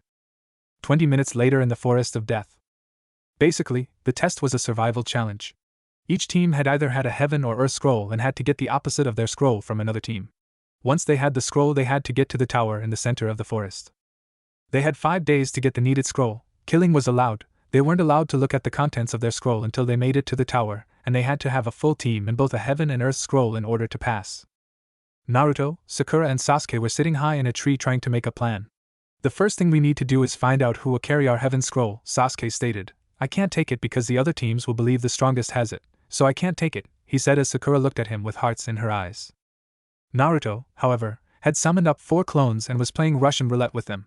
Surprisingly, the 4 he summoned were Ichi, and I, San and Sure. My turn, said an excited San as he put the gun to his head and pulled the trigger. There was only a click, signifying the bullet had still yet to be shot. Ah, looks like you're up, Ichi, San chirped happily. Ichi just rolled his eyes and grabbed the gun. The clone stared at it, a little scared that the bullet might be shot. A clone may only be mad of chakra, but they still felt pain, and a bullet in the brain was not a very pleasant feeling to have. What's wrong, Ichi? Scared? Asked Sure in a dead voice. Shut up, Sure. Ichi shot back. I ain't scared of some stupid bullet, he declared. With that, the clone put the gun to his head, charged in some chakra and pulled the trigger. With a bang, the bullet dispelled the clone as all the Narutos laughed at their brother's unfortunate luck, except for Enai, who just rolled his eyes and lied down to sleep. Giggling, Naruto resummoned a very pissed clone. Assholes, stop laughing.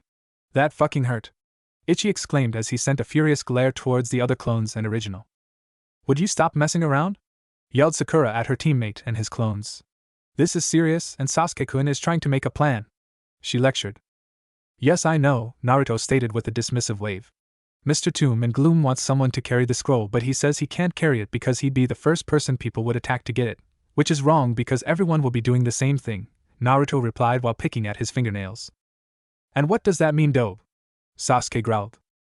Easy, any ninja worth his salt would know to give the scroll to the least likely person, in other words the weakest member, but a better ninja knows this thinking and gives the scroll to the most likely choice, which would be the strongest on the team. But an even better ninja would give the scroll to the middleman who is neither the weakest nor the strongest, but the best ninja has an even better idea and hides the scroll by either making a decoy, hinging it to look like something else, and so on, explained the blonde.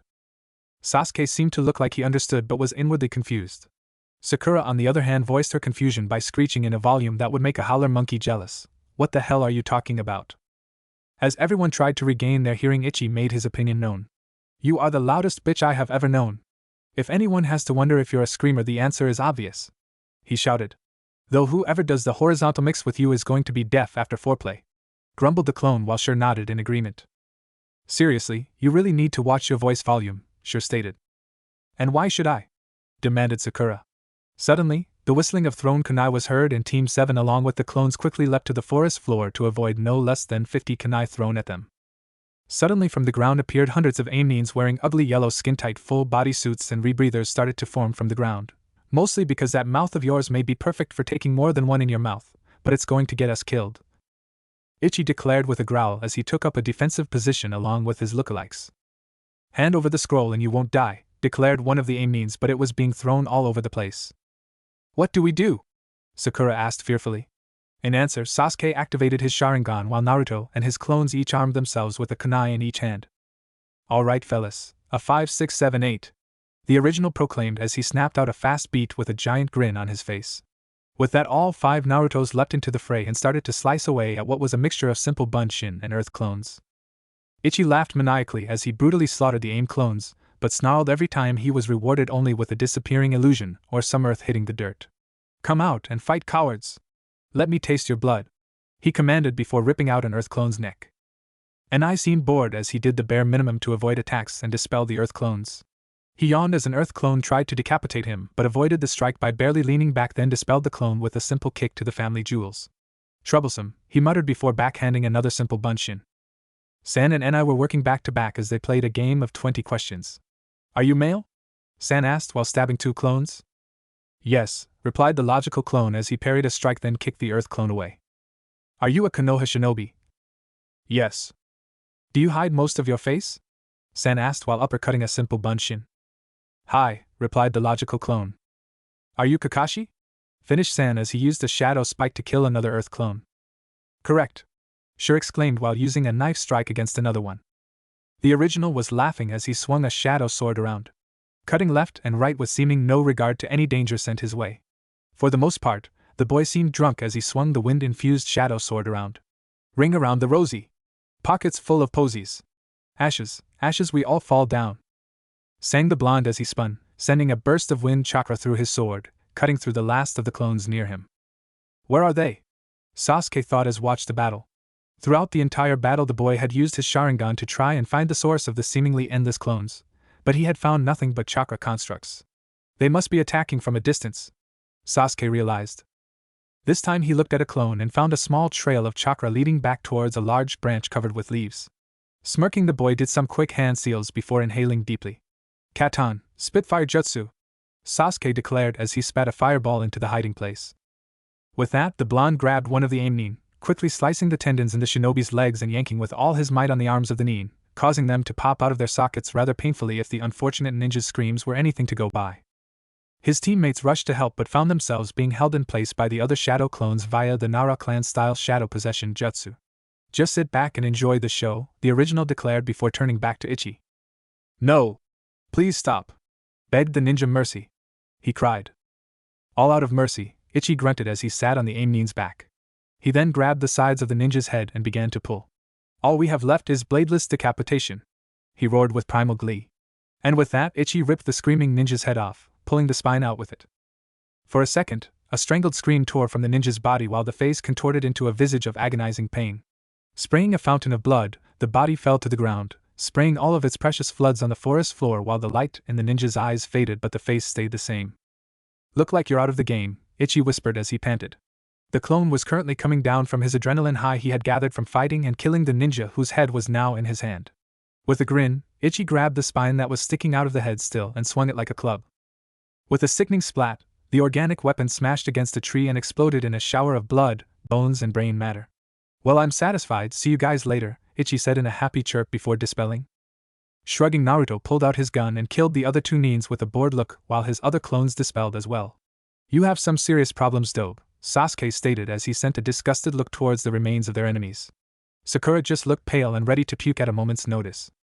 This coming from the boy whose family used their insane founder's plot to take over and enslave its own comrades with the unwilling help of a smoking hot demon, and an eye that requires you to kill your best friend just to upgrade then go blind every time you use them, Naruto replied coolly as he started to search for the scroll. Smirking slightly as he saw Sasuke tense up and dart his eyes towards Sakura nervously. And don't even get me started on your obsession to kill your brother, the only competent Uchiha, and the fact you throw every girl who approaches you away then go after the women who want nothing to do with you. Sighing, Naruto frowned as he pulled up a heaven scroll. Sasuke doesn't have problems, Sakura nearly yelled, You're the one who keeps killing everyone. You laugh at the pain you cause, and even your clones get a sick pleasure in killing people in the most brutal ways I've ever seen," Sakura ranted. Naruto just tuned her out while he sealed away the remains of the 3 enemy ninjas into his replacement scroll. "So what do we do now?" Sasuke asked quietly to himself. He watched as Naruto took one of the heaven scrolls and dropped it into his shadow, where it just disappeared. Blinking, Sasuke frowned at that. "Dobe," he said, catching a curious look from Naruto. "How do you do that shadow thing?" the Uchiha demanded. "Why?" asked the blonde. Sasuke bit back his usual Uchiha elite reason and said, "Because what if we need to grab the scroll and you're not around or unconscious?" Sasuke inquired. "If you show us how to use the shadows like you do, then we could grab the scroll without your help," Sasuke said with a smirk, confident he'd reasoned with the blonde and said boy would show the Uchiha all his tricks. The only problem with Sasuke's idea: Naruto's insane. "No," Naruto stated simply. "What?" Sasuke asked in disbelief. "I said no, as in I'm not teaching you jack shit," Naruto stated simply. "And why not? Can't you see the reason to do this? What if we have to give up our scroll in order to live, but you're knocked out? We'll end up failing because one of us died," Sasuke half shouted. Naruto just shrugged. "That's your problem, and before you explain/complain, reason holds no water to one with a broken mind, nor does complaints, because frankly," here he turned and gave the Uchiha a big grin, "I couldn't give a flying ass fuck what you think, needle." Naruto laughed at his teammate's gobsmacked expression before a giant gust of wind blew through the trees, lifting Naruto up and blowing him away. "Curse you, Boreas of the North Wind!" cried the boy as he was blown away while Sakura slammed into a tree and fell unconscious.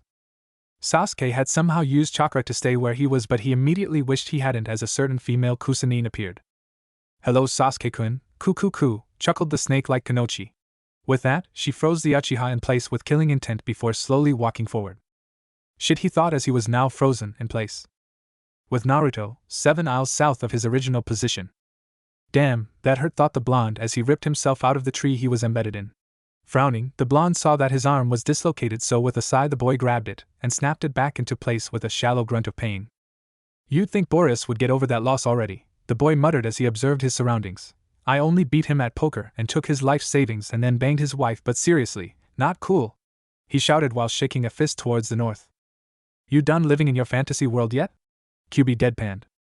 "For the moment. Why?" asked the blonde. "Because you're about to be devoured by a snake the size of a bijou," she declared. Looking up, the boy saw a giant snake about to do what a fat guy does to most food: eat their food without bothering to chew. "My grandma, what big T dash," the blonde was cut off as he was ingested by the giant snake. Gulping, the giant reptile gave a satisfied hiss and decided to see if his summoner had finished his task. However, he stopped slithering and froze in confusion as he felt something queer in his stomach. He felt more full. Meanwhile, in the snake's belly, Naruto had been trying to summon an army of shadow clones in order to burst the snake open, but instead he had only summoned up his usual clones. "Where the hell are we?" Ichi shouted. "If I had to guess, I believe we are in a snake's belly," replied Sure as he and the others used chakra to stop from falling into the snake's stomach acid. "Wow. Not every day you get to witness digestion firsthand," Sen said happily as he observed their surroundings. "This sucks," and I said simply. "Okay, why did I only summon 4 clones? And why is it that these 4 are always the ones to be summoned?" Naruto asked his tenant and lover. "Well, as for why there are only 4, I've cut off most of your chakra for the transformation process, so you've got about a tail and a half's worth of chakra to use, because I need some to create a body, and you're going to need every ounce of chakra you want for this to go over without a hitch," QB explained. "Remember, your entire chakra network is going to be remade, and in order for that to happen, you need at least 4 tails worth of chakra, and I need another 3 tails worth to make a body," warned the trapped demon. "As for the clones, I think they might be what you call familiars," QB supplied. "Aren't familiars supposed to be summoned animals or something like that?" Naruto asked. "Most of the time, but Kage Bunshin is a bit like summoning, so that if you summon a certain clone enough times, it ceases to become a clone but rather another entity. Granted, they still obey every order you give as well as send you any memories they have, but they're now their own people. Apparently these 5 are your familiars," QB explained. Naruto thought for a moment on that. "But people who summon usually only have 1 familiar. Why do I have 4? He asked. "Normal people have 1 familiar. You summon 5 clones as easily as someone makes 1 clone. And seeing as Kage Bunshin is just a bastardized version of a summoning and cloning technique, it's not impossible for you to have familiars like this," she stated in a somewhat annoyed voice. "If you're done, we might want to get out of here, seeing as you're going to go through the transformation process in less than say an hour," she shouted. "One more question," the blonde replied.